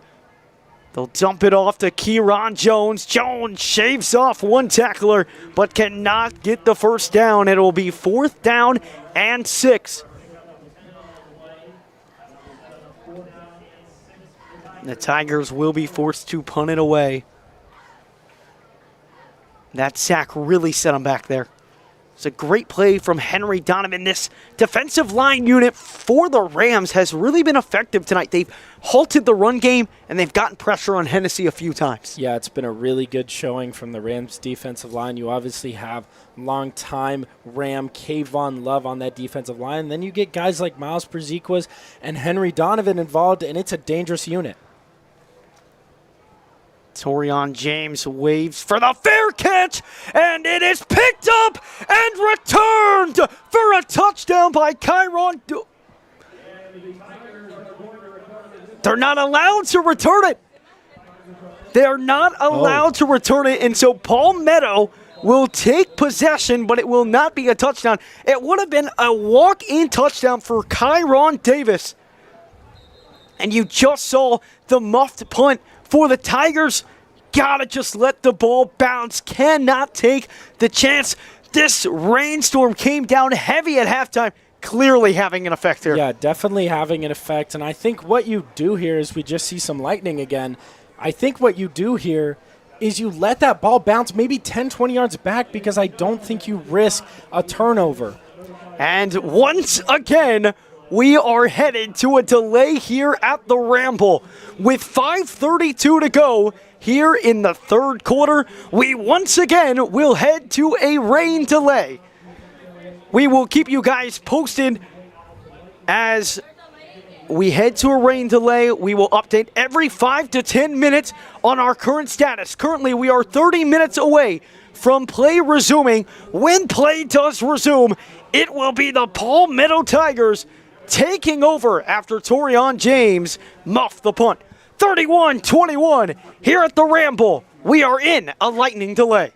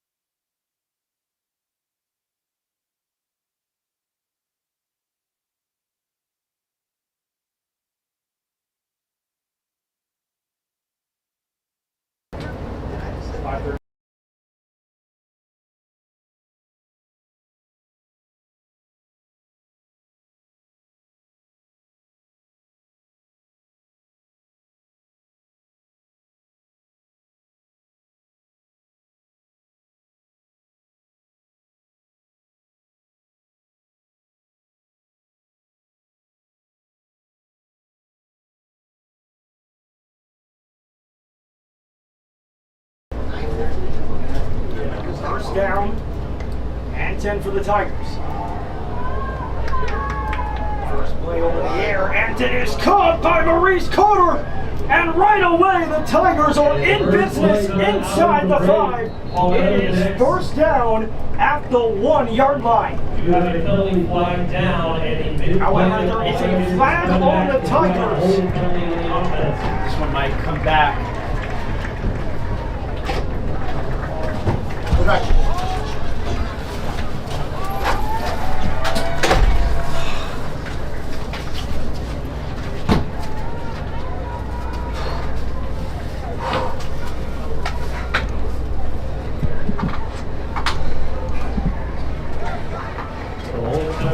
Palmetto will back them up.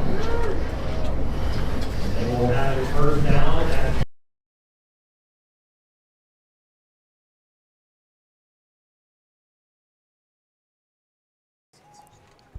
Testing, and we are back here at the Ramble. It is first down and 20.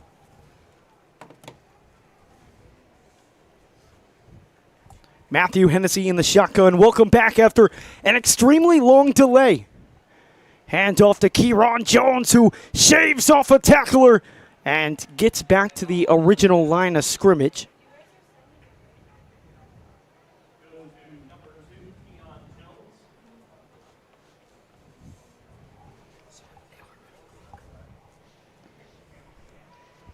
Five minutes to go here in the third quarter.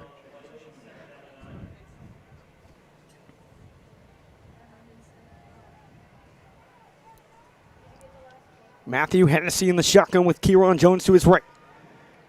Hennessy will roll, fires it, and he's got Maurice Carter again, but the ball comes out. Will they call it a completion? No, they will not. It is ruled incomplete, and so it brings up a big third down here, Paul. Yeah, it's going to be interesting to see how they look here. It's another drop from Maurice Carter. It's been something that they've been dealing with this whole game, and it's definitely a big third down here for the Palmetto Tigers as they look to capitalize after getting back from this weather delay. So there were initial reports of there being a running clock. However, that report was not true. So it will be a normal played last third part of the third quarter and the entirety of the fourth.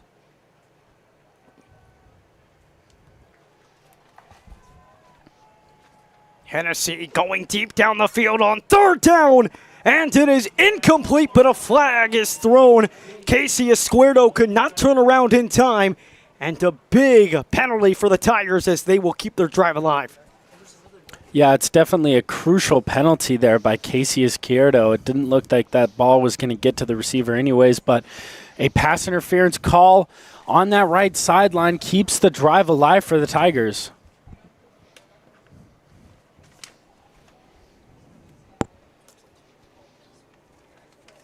So it will be first down and 10 for the Tigers. About an hour and a half weather delay. It is 10:51. A game that very well might see us into Saturday morning.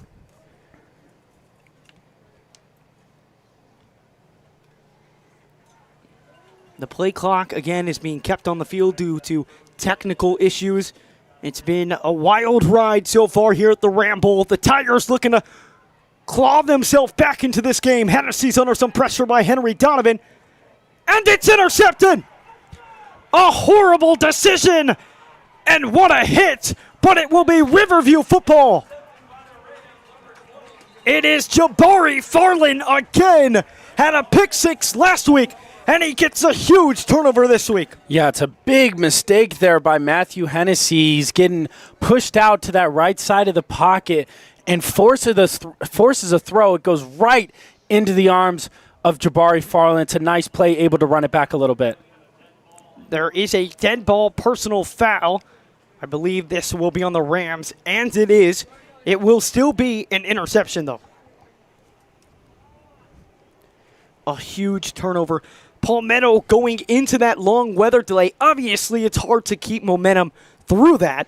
However, they had the momentum, got him off punt, had the ball in great field position, but a really poor pass there from Matthew Hennessy when he just didn't need to make it. Yeah, and some big mistakes there. Obviously, the penalty would have been down within the 1 yard line on that first throw.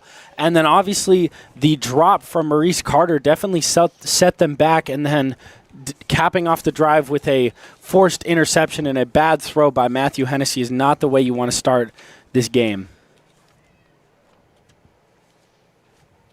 Handoff right up the middle. Going for no gain on the play. Zion Roberson there for the stop. The Rams had such an efficient passing attack for the first quarter of this game. Wide receiver Noah Sheffo, 5 receptions, 185 yards in the first quarter. He has not yet caught another pass, but they've really dialed down the passing game since and leaned heavy on the run. It's worked to an extent. We'll see if the Rams elect to go back to the passing game. It is 2nd down and 11. They will. Nippert with time. Now he's going to run for it. Makes a nice initial move to get around Roberson. He will get 7 yards on the carry, and it will set up 3rd down and relatively short. Yeah, it's a nice play there by Parker Nippert, able to extend it as he doesn't look like he has anyone open downfield, but a nice rush, and it makes it 3rd down and manageable. It'll be 3rd down and 4 coming up here for the Rams.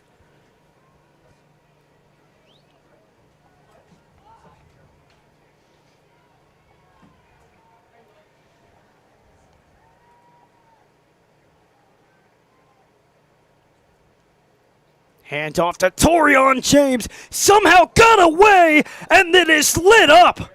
My word, Jeremiah Patterson sent him to the ground hard. Yeah, it's been something that we've been seeing a lot from this Tigers defense, able to stuff the run. The problem is that Torian James has been able to get out of it a lot, but they've really kind of put the pressure on James a lot in this second half, and he hasn't been able to get those 5-6 yard runs. We see it there, and the Rams were forced to punt. Brody Carroll back deep to punt it away. No returner for Palmetto. And after the last 2 punts, that should not really come as a surprise. Will the Rams get a bounce that goes their way? They will not. Cashew will dive on it, but it will be once again great starting field position for the Tigers. 31-24. Tigers looking to claw back, down by 10. The vehicles aren't the only thing that's state-of-the-art. Our facility is second to none at Gettle Hyundai of Sarasota. Gettle Hyundai of Sarasota.com. Somebody help! When Sarasota needs a hero for their roof, Mighty Dog Roofing answers the call. 1st down and 10 for the Tigers in Hennessy. Coming off a risky decision that was intercepted by Jabari Farland on the final drive. Kieran Jones bouncing off some tacklers, getting to the 40-yard line before he is brought down by Gabe Halperin.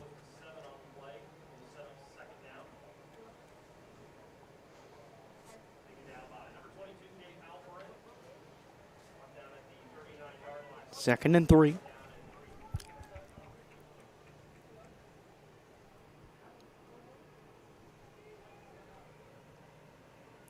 Takes the handoff, throws over the middle, and he's got Ace Luther, who shakes off a tackler and is inside the 5-yard line. It is 1st and goal at the 1. Little bit of a redemption play there from Ace Luther. He's been dropping some balls pretty much throughout the entire game, but he's able to come up with a big catch there and a nice broken tackle as he's able to stay on his feet, and he's inside the 1 here, and it sets up the Tigers perfectly to score. 1st down and goal at the 1. They'll go right up the middle, and it's Kieran Jones fighting. Did he get the ball across? He did not. Oh, and the ball has come out! They blew it dead. Henry Donovan had the ball in his hands. Looked like he was going for 6, but it will be 2nd down and goal.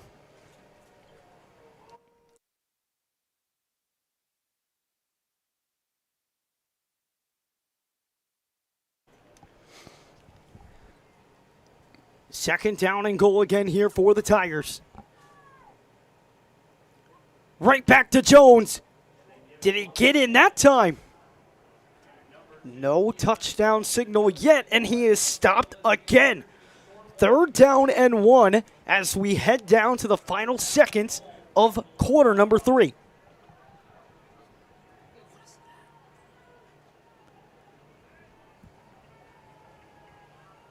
A big third down coming up. Stuffed inside the 1 yard line, 2 plays in a row. A good jump from Gabe Halperin, and he stops a touchdown. It will be fourth down and goal. Gabe Halperin breaking through the line, making a big play. What a goal line stand here from this Rams defensive line. You get that catch from Ace Luther. He's down inside the 1, and the Tigers cannot punch it in, but a great blast play there by Gabe Halperin, able to stuff it behind the line of scrimmage, and it looks like they're going to play from about the 3 yard line now. That will, however, end the quarter here at the Ramble. Fourth down and goal at the 1 at 10:58 p.m. Eastern Time. We finally begin quarter number 4 here at the Ramble. Rams trying to make a big goal line stand when we come back. The vehicles aren't the only thing that's state-of-the-art. Our facility is second to none at Gettle Hyundai of Sarasota. Gettle Hyundai of Sarasota.com. Somebody help! When Sarasota needs a hero for their roof, Mighty Dog Roofing answers the call. Serving Sarasota homeowners with expert roofing, installation, and repairs. Trusted by your neighbors from Lakewood Ranch to Venice. Fully licensed, insured, and committed to 5-star service. Proud sponsors of Riverview High School football. Are you thinking about working with Mighty Dog Roofing? Well, check this out.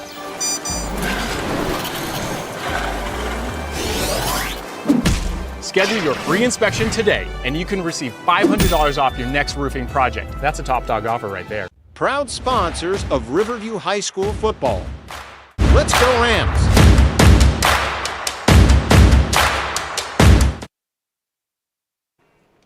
Welcome back to the Ramble. It is fourth quarter action.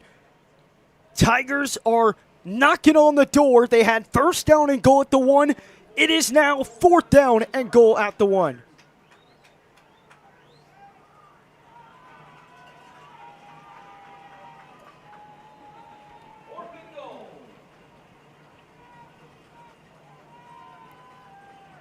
Fakes the handoff. Hennessy rolls to the right. Has some room.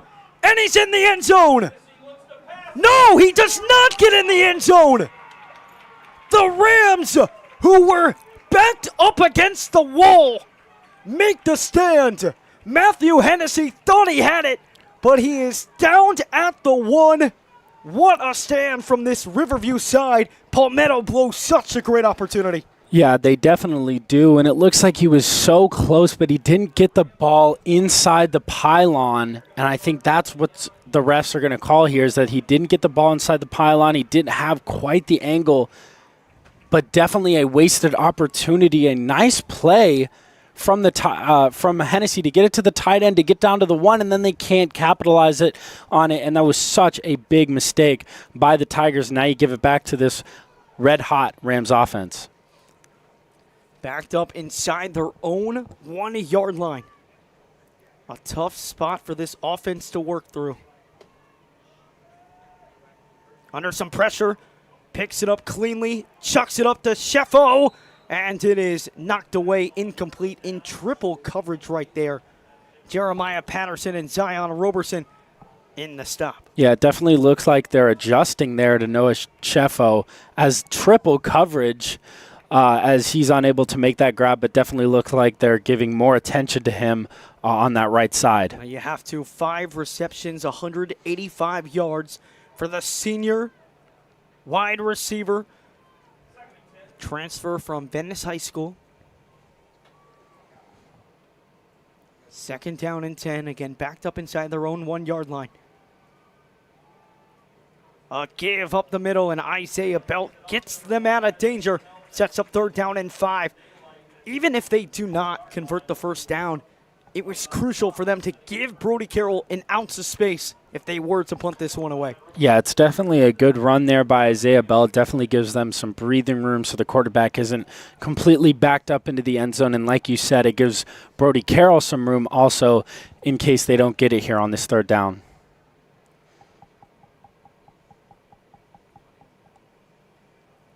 Third down and 5. 11-10 here to go in the fourth quarter. Once again on the ground, following his blockers, but Kyron Davis there to make the stop, and the Rams will be forced to punt it away. It's definitely a nice response there by the Tigers defense. Obviously the offense unable to capitalize on that play down to the 1, gets stuffed at the goal line, but the Tigers defense comes up big, stopping the Rams offense deep in their own territory.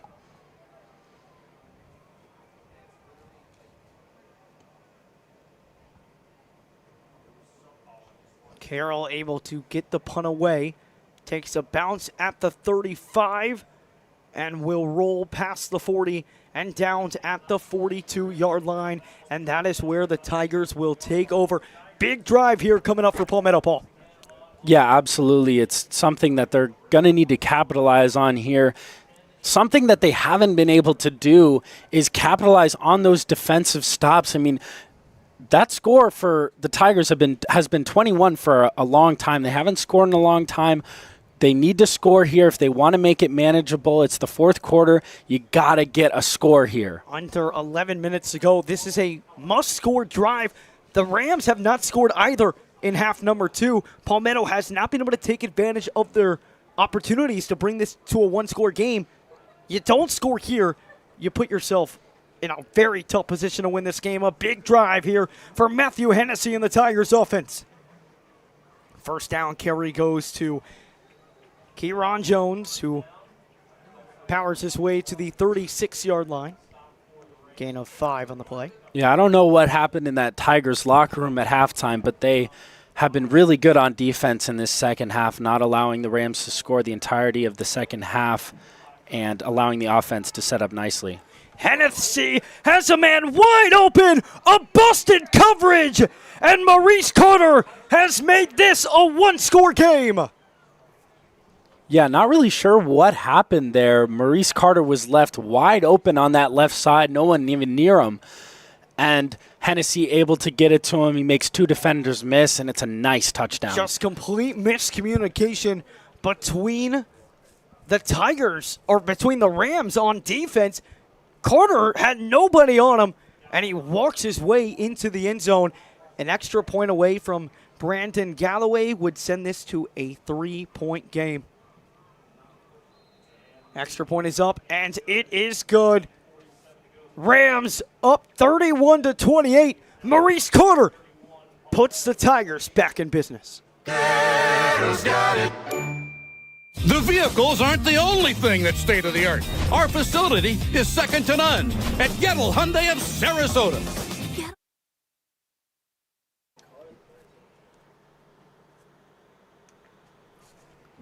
9:47 to play here in the fourth quarter.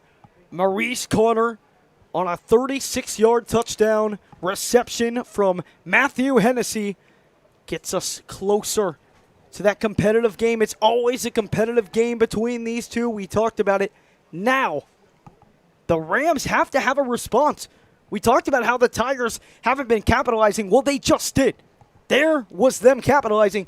Riverview has to have a response. They haven't had it in a while. Yeah, now they have to capitalize getting the ball back here. They definitely have to make it so that the Tigers don't crawl back from that 10-point deficit. It's only a 3-point game. There's plenty of time left in the fourth quarter. There's plenty of time for both teams to get scores here, so we're just going to have to see how the momentum plays out. The Rams will start this offensive drive at the 20-yard line. What is the offensive approach here from Brody Wiseman and this Riverview offense? They've been ground heavy since the first quarter where they really aired it out. Do they go back to the air? Do they keep trying to establish the ground game? This is a big drive for this Riverview side. The senior quarterback, Parker Nibbert. Delivered in the clutch often versus Port Charlotte on the road in that preseason kickoff classic. Anthony Miller goes in motion. He's yet to have a reception tonight. Under some pressure, and he has to throw it away. And they are going to get him for an intentional grounding. It does appear Trent Huffman was the closest receiver in the area, but did not look like he was close enough. Yeah, I don't really know what Parker Nippert was doing there. He might have thought that he had a receiver there out to the right, but definitely a grounding penalty as there was no receiver even near him.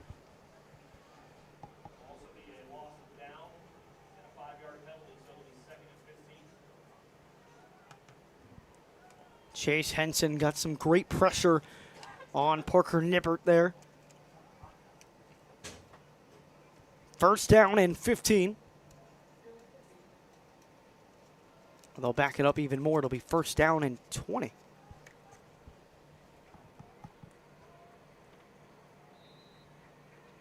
Make that second down. Delayed handoff to Torian James, who follows his blockers. Torian James turns nothing into something. Second down and 20, and it's a first down for the Rams. Yeah, it's an amazing run there by Torian James, able to follow his blockers. Some great blocks out there, again, by Noah Cheffo, able to block for Torian James as well as catch the ball. Some nice move by Torian James, and he's down at about the 42-yard line.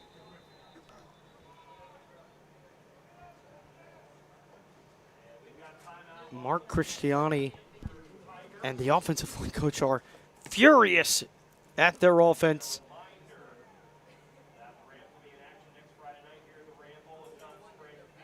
An injury for Palmetto at midfield. We are in a timeout. It was Zion Roberson who was helped up. You can see him limping off on the top left of your screen. First down and 10 here, 9:27 to go here in the fourth quarter.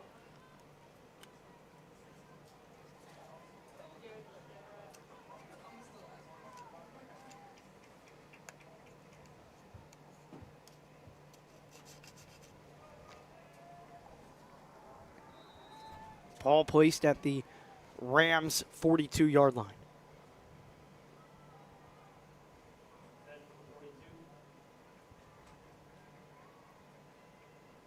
Handoff once again goes to Torian James, spinning his way. Troy Hines trying to drag him to the ground, but not before he gets to midfield. A solid gain again from Torian James. Yeah, he's been looking really good on this drive, especially on that last run. And then this run, it's kind of going back to where he was in that first half with those little 5 to 6 yards runs. Again, setting the Rams up for a really nice drive here.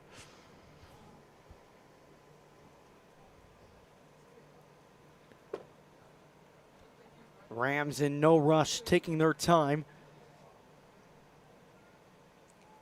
8:37 to go here in the fourth quarter. Again, this time it is Troy Hines who will bring him down. Almost did it last time.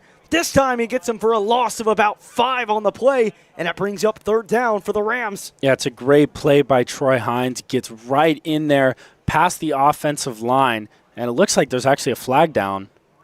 We will await what the flag is. Face mask. And it is a face mask on Troy Hines. Looks like he got a little bit of that helmet while he was bringing him down, and they're going to get him for a face mask here, so it will be an automatic Rams first down. That's definitely a killer, as it would have been a 5-yard loss for the Rams, and now it's an automatic first down. And now another flag has come out, and it appears that Zion Robertson might have said something to the official. And it's going to be a dead ball personal foul on Palmetto. So from third down and 6 to 30 yards for the Rams. That is a huge flip of the script right there. You're at a position, if you're the Tigers, you don't get that face mask called on you. You're one step away from getting the ball back in the fourth quarter to try and go win this game, possibly. Now the Rams are inside the Tigers' 25-yard line. It'll be first down and 10 after not one 15-yard penalty, but two. Yeah, it's just something you can't afford to do there, especially, with the face mask. That's something that may be a little hard to control, but then the unsportsmanlike conduct penalty is just ridiculous and something you can't do here, especially this late in the fourth quarter.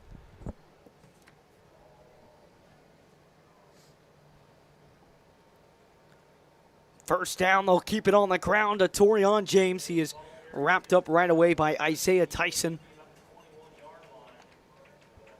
Gain of 3 yards on the play. Yeah, no rush for the Rams here. They definitely want to chew as much clock as they can here to not give the Tigers enough time to then get the ball back and then score again. So looking to chew as much clock here for the Rams.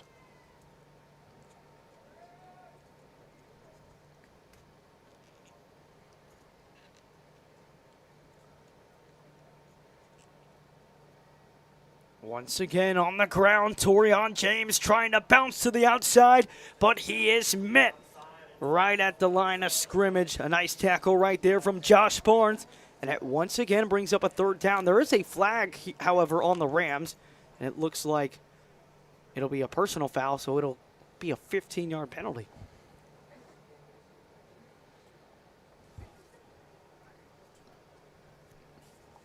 Massive penalties on this drive as we have 7:23 remaining in the game.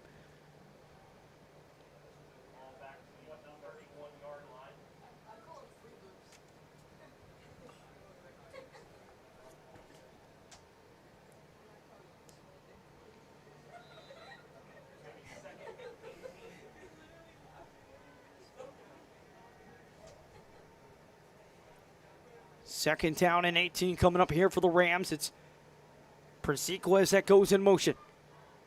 Hines gets some pressure on him going down the field, and it's a touchdown!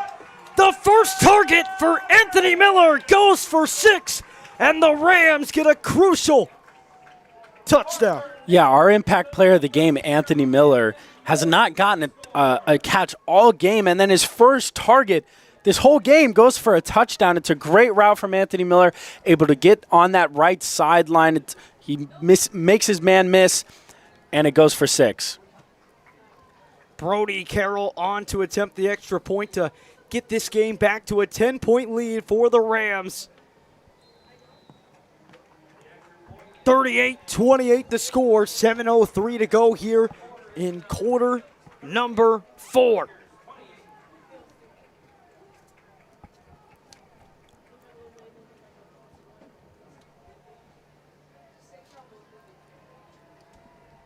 On second down and 18, it is Anthony Miller with a huge touchdown catch. Paul, 7:03 now to go. Tigers have 2 timeouts. They have been an offense that has gone slow all game. They've got to pick up the tempo now. Yeah, they definitely do. Only 7 minutes left to go here. Still a decent amount of time, but they definitely have to pick up the pace and score because they are down by 2 scores. If it was a 1-touchdown game, it'd be a little bit different. You definitely also do not want to give the ball back to this red-hot Rams offense as they have looked good all night and definitely something to look out for. So you definitely want to pick up the tempo as they've been taking a while to snap the ball on every drive. That needs to end here on this drive, especially late in the fourth quarter. They need to snap the ball quick, and they need to play a fast tempo offense. Still plenty of time. It has been a long night here at the Ramble, a hour-and-a-half delay. Didn't know if we would get this game in tonight or possibly Monday. But here we are, 7 minutes to go, and it's a must-score drive for the Tigers yet again. They will start at the 20-yard line.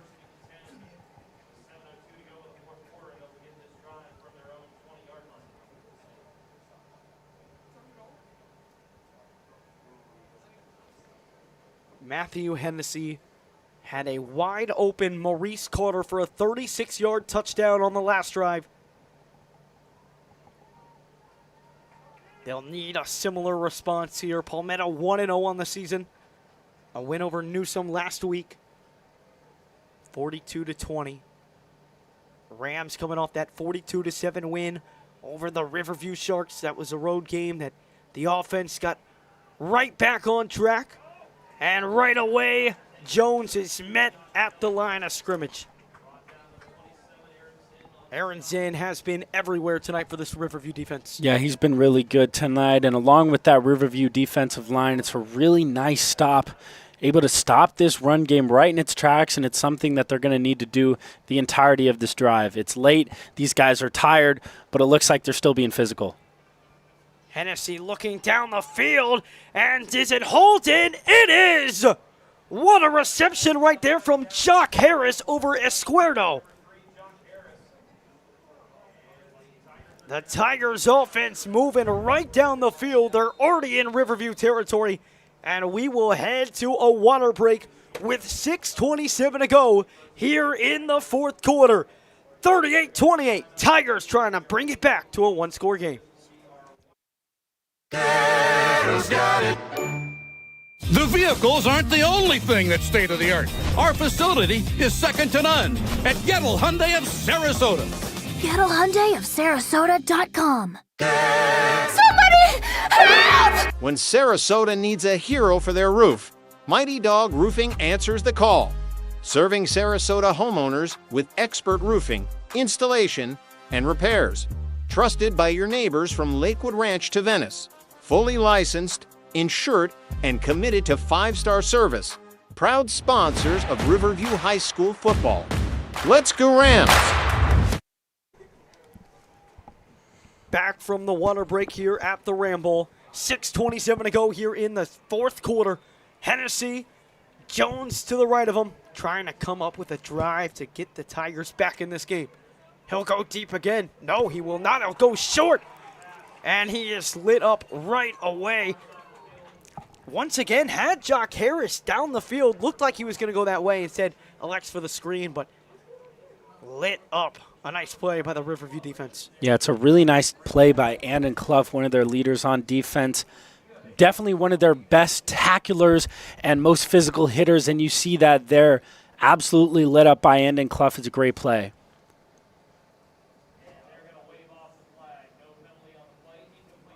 No penalty on the play. They had originally called a flag, but no penalty. So it will be second down and 10, ball at the Riverview 34-yard line.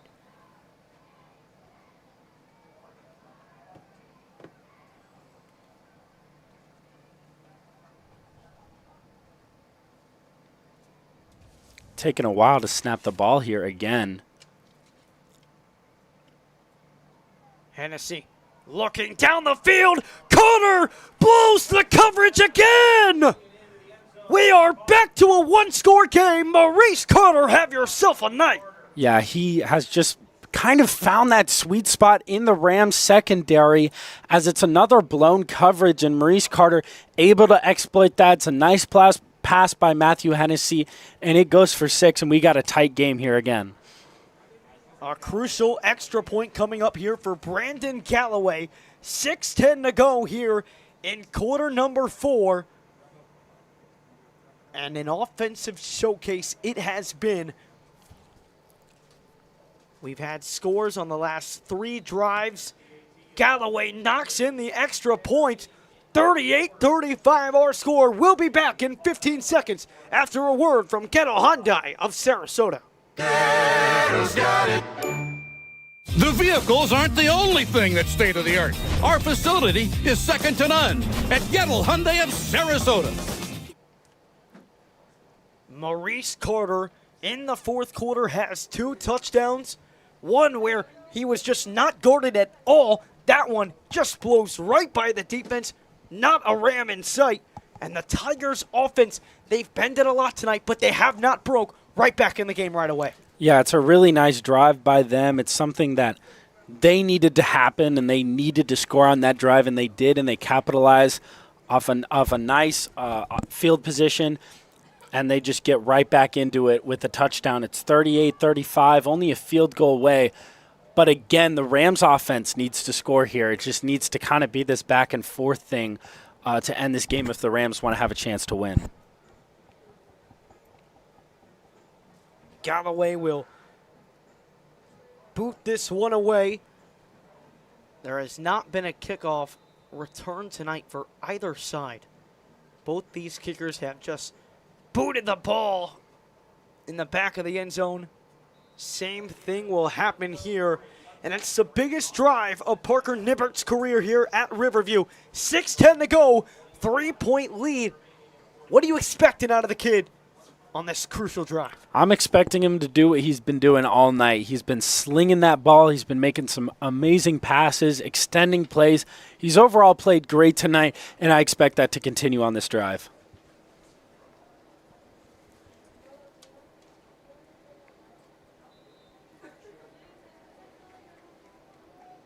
It'll be first down and 10. Ball at the 20-yard line. Torian James the back.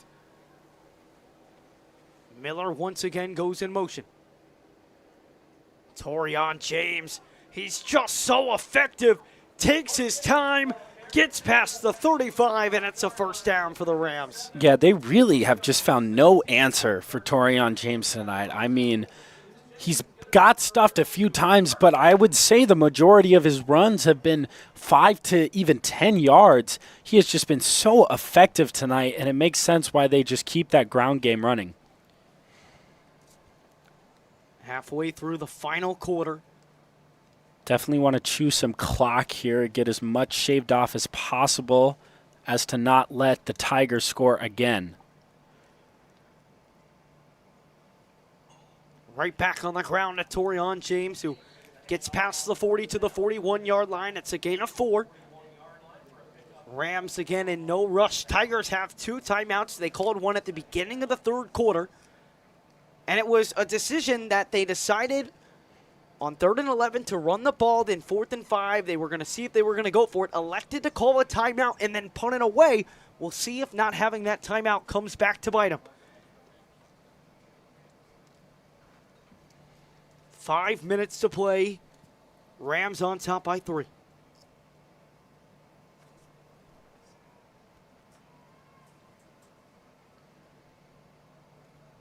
James is tripped up on 2nd down, and it brings up a crucial 3rd down here for this Riverview offense. Palmetto has a chance, Paul.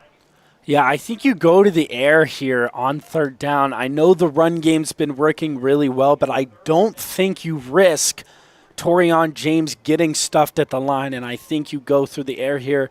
And I think that's the look that they're looking for as you see 3 wide receivers out on this play. Riverview still taking their time. Palmetto's going to have to start thinking about using timeouts if Riverview's able to pick up this crucial 3rd down and 4. I think that using that timeout earlier in the quarter is definitely going to come back to bite them. Kind of a wasteful timeout is a timeout for Riverview. They will talk it over. It is the biggest play of the game. 3rd down coming up for the Rams. 3rd down and 4. You talk about it. You want to pass. What type of look are you looking for here on this 3rd down? Yeah, I think I'm looking to get it out quick. I think I'm looking for a slant or maybe a little out route, get out of bounds quick. Or you could also look for a little run there. You know, it's been working all night, but I do think that you go for a quick pass to the air. I don't think you look for anything deep, risk an incompletion. So I think you go a little quick slant or an out route here. 3:58 is the time we have left. It is a crucial 3rd down for the Rams. They will have to punt it away. That goes without saying if they do not get this conversion. Yep. And then Palmetto, with 2 timeouts, would have plenty of time. They don't get this stop. Now the timeouts come into effect. Still could get a stop. It's not over if they don't get this, but they would be up against the wall. It's 3rd down and 4. This is a must convert from the Rams here. And a muffed exchange. Torian James is brought to the ground. A huge stop right there, and Isaiah Tyson makes the stop. It was a bad snap. Nippert had trouble with it, was able to get it away. But now, the Rams offense stays on the field. We'll see if they actually go for it here on 4th down. It would be 4th down and 5. Might just try and draw him off. I'd be very surprised if they actually go for it here on 4th down. Might just try and chew some more clock, force the Tigers to take a timeout. It looks like they will most likely just take a, maybe not, 4th down and 4. A timeout by Coach Cristiani. 3:06 to go here in the 4th quarter. A huge decision coming up here from Coach Cristiani. You have to punt the ball here. Yeah, right? I think you definitely have to punt the ball. I don't know what they're talking over here. I thought they were going to maybe force the Tigers to take a timeout or draw them offside, but you definitely have to punt the ball here, and it'll definitely set the Tigers up for a good way to start the offense and maybe get a touchdown and go up late in this 4th quarter. And the punt team will come on. The Tigers make the stand and now have a chance to go win this game at the Ramble. Yeah, we talked about the Tigers wasting one of their timeouts earlier in this half, but Riverview now has spent 2 timeouts, and then you get to maybe that scenario where Riverview goes down, and then their wasted timeouts come back to bite them. So it definitely could see that with Riverview as well. And it's a good punt right there from Brody Carroll. It will be down to inside the 15 at the 13-yard line. 87 is the magic number tonight here for the Tigers. They need 87 to go and win this game. The vehicles aren't the only thing that's state-of-the-art. Our facility is second to none at Gettle Hyundai of Sarasota. The Tigers offense comes out on the field. Matthew Hennessy has done a great job in this second half, especially in the 4th quarter. Had a bad interception after the weather delay, but he's come back strong, leading 2 huge touchdown drives. He needs to pull one more out of his back pocket here. Luther goes in motion. It's a screen, and slipping and falling is Jock Harris. And it will be 2nd down and 11. Had some space to work with, but just got tripped up. There is a flag on the play.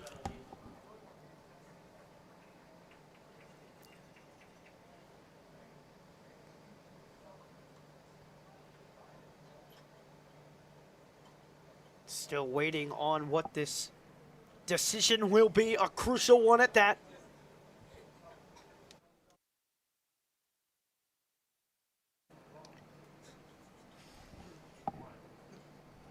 It looks like it's going to be against the Tigers. Still waiting on that decision, and it's a holding. It will go against the Tigers, and so they will be backed up. It's going to make this drive even longer and definitely harder for this Tigers offense. They'll need to go 92 yards down the field. 2 timeouts, 2:50 to go on the clock. Another screen, and it is dropped again. Jock Harris slipped on the last play and then couldn't hold this one in. It's been a common theme with these Palmetto wide receivers tonight. Yeah, there's been a lot of drops, a lot of slips. It's definitely been a game full of mistakes for this Tigers offense, and it's something that they cannot afford to do on this last drive and trying to go up late in this 4th quarter. It is 2nd down. Hennessy throwing it deep, and Pino Parks almost able to intercept it. Was trying to find Maurice Carter, but Pino Parks played it well, and it brings up 3rd down. Yeah, it looks like Pino Parks just unable to track it down. It was a difficult angle on that ball, but it's a incompletion nonetheless, and it sets up a difficult 3rd down here. 3rd down and 21. And if you don't get this, Palmetto's going to have to punt this one away. They still have 2 timeouts, so they can stop the clock. If they get close, We'll see if they go for it on fourth down. Hennessy tries to get it all here, and it's almost intercepted. Jabari Farland almost had his second, but it brings up fourth down and 21. Yeah, it's definitely a tough play by Farland. Just steps right in front of it, and he's unable to haul it in. But regardless, a punt from this Tigers offense only has 2 timeouts. Rams are going to run the rock and just try and chew clock here and end the game. Well, with 2 timeouts, you could stop the clock. The Tigers are in no, yes, they have to get a stop. A first down, unless on the first play, really takes them out of this game. Yep. But you get a stop, and another stop. You force a 3 and out. You call 2 timeouts. You're getting the ball back with about a minute 30 to go in the fourth quarter. You go full 2-minute drill. It is a very plausible thing to think that they can go and get a drive going if they get the stop. A timeout has been called, however, by Palmetto, which is a very interesting decision if they do not go for it here. Yeah, it's definitely a very interesting call here to take a timeout. Now, with the wasted timeout here, if the Rams get the ball back and they punt, the game's essentially over. Well, it's not over. They can get a timeout. They're just going to have under a minute to go. It would be very difficult. I mean, it's a 40-second difference. If they send out the punt team, they just lost 40 seconds on the clock. So we'll see if the offense comes out, and it looks like they are. So it looks like they might go for it here, be deep into their own end zone. Well, that's the right call. Since you called a timeout, you have to. Yep. So Matthew Hennessy and the Tigers offense will go for it on fourth down and 21 with 2:35 to go in the fourth quarter. Wow. The few people in the crowd that have stayed on their feet, they're not even gonna, they will get it. A huge play on fourth down and 21.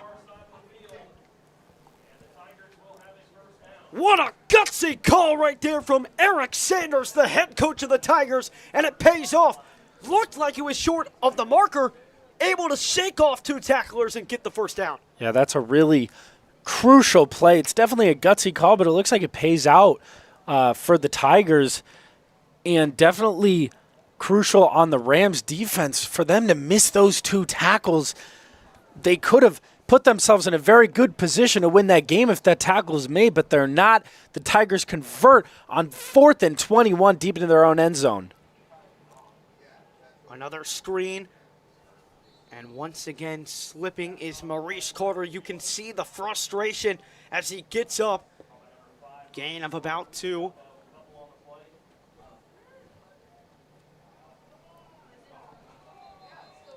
And another injury here for the Tigers. 2:07 to play in the fourth quarter.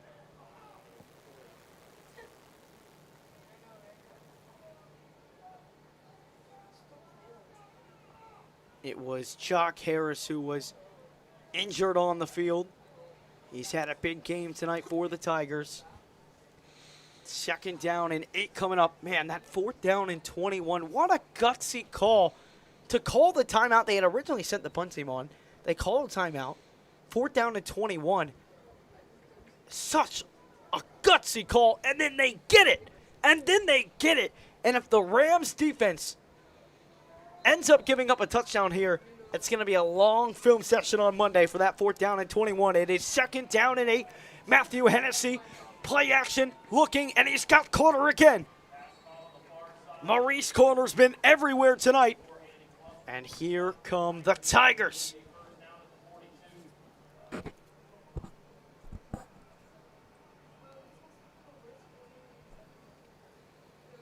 Tigers have the ball at their own 42-yard line. A minute 53 to go.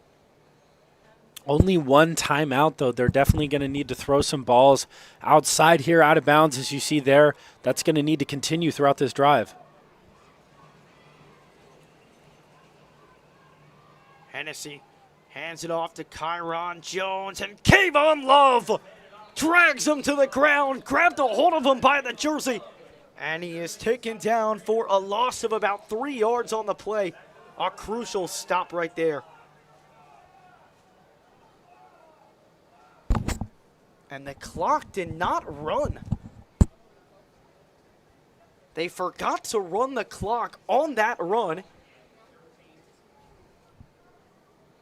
We'll see if that comes back to have any implications. Minute 31 here to go in the fourth quarter. Hennessy drops back under some pressure. He's got Jay Washington, but it's underthrown and incomplete. Anton Clough in on the coverage. Jay Washington had some space. Hennessy couldn't get it there. Yeah, it's severely underthrown there by Hennessy, and nice coverage by Anton Clough, able to break up that pass. But Jay Washington had a little bit of space there. If that ball is put in a good position, that could have potentially been a touchdown. So definitely a missed opportunity. Space. Yeah, he had the space.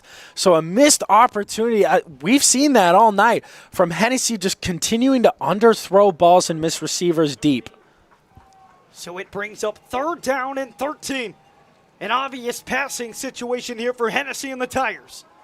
Hennessy going deep again, this time for Carter. This time, Jabari Farland does make the interception. Farland takes it across midfield. Farland, does he have 6? Tiptoeing inside the 5. And the Rams can take a knee. Jabari Farland has 2, and this game will conclude. Yeah, absolutely. Clutch play there by Jabari Farland. His 2nd interception of the game falls right into his lap, and he's able to make the nice play and bring it back within the 5-yard line, and that'll wrap up this game for the Rams. But clutch play as the Tigers try and force it deep, but unable to get anything out of it. Just phenomenal night for Jabari Farland. We've really seen him take off this year. Had a pick 6 in the game last week against the Riverview Sharks. This time, he gets 2 interceptions and almost gets that pick 6 again. Yeah. So winning formation, it should be for the Rams.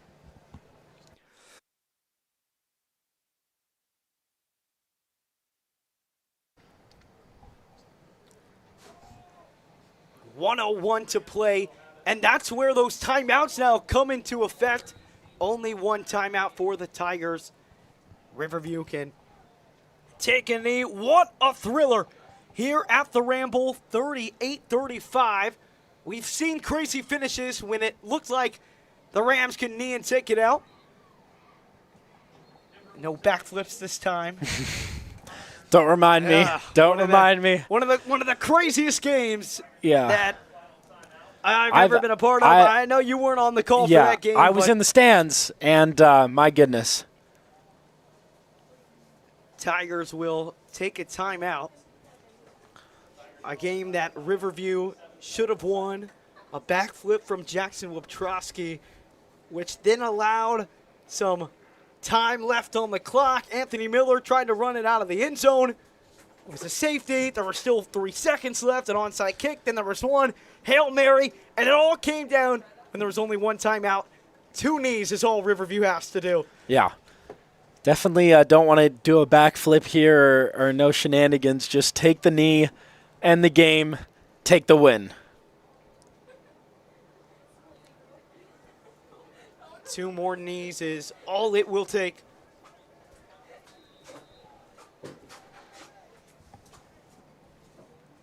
The Tigers will fall to 1-1 on the season. Riverview remains undefeated after 1 more knee.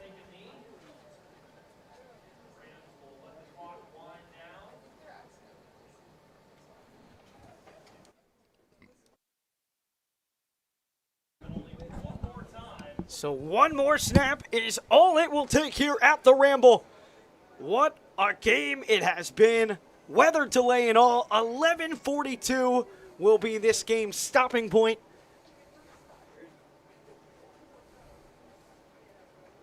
Another great performance from Parker Nippert and the Rams offense.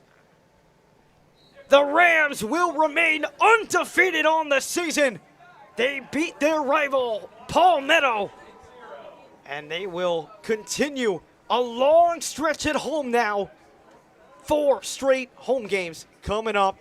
38-35, your final score here at the Ramble. Rams undefeated.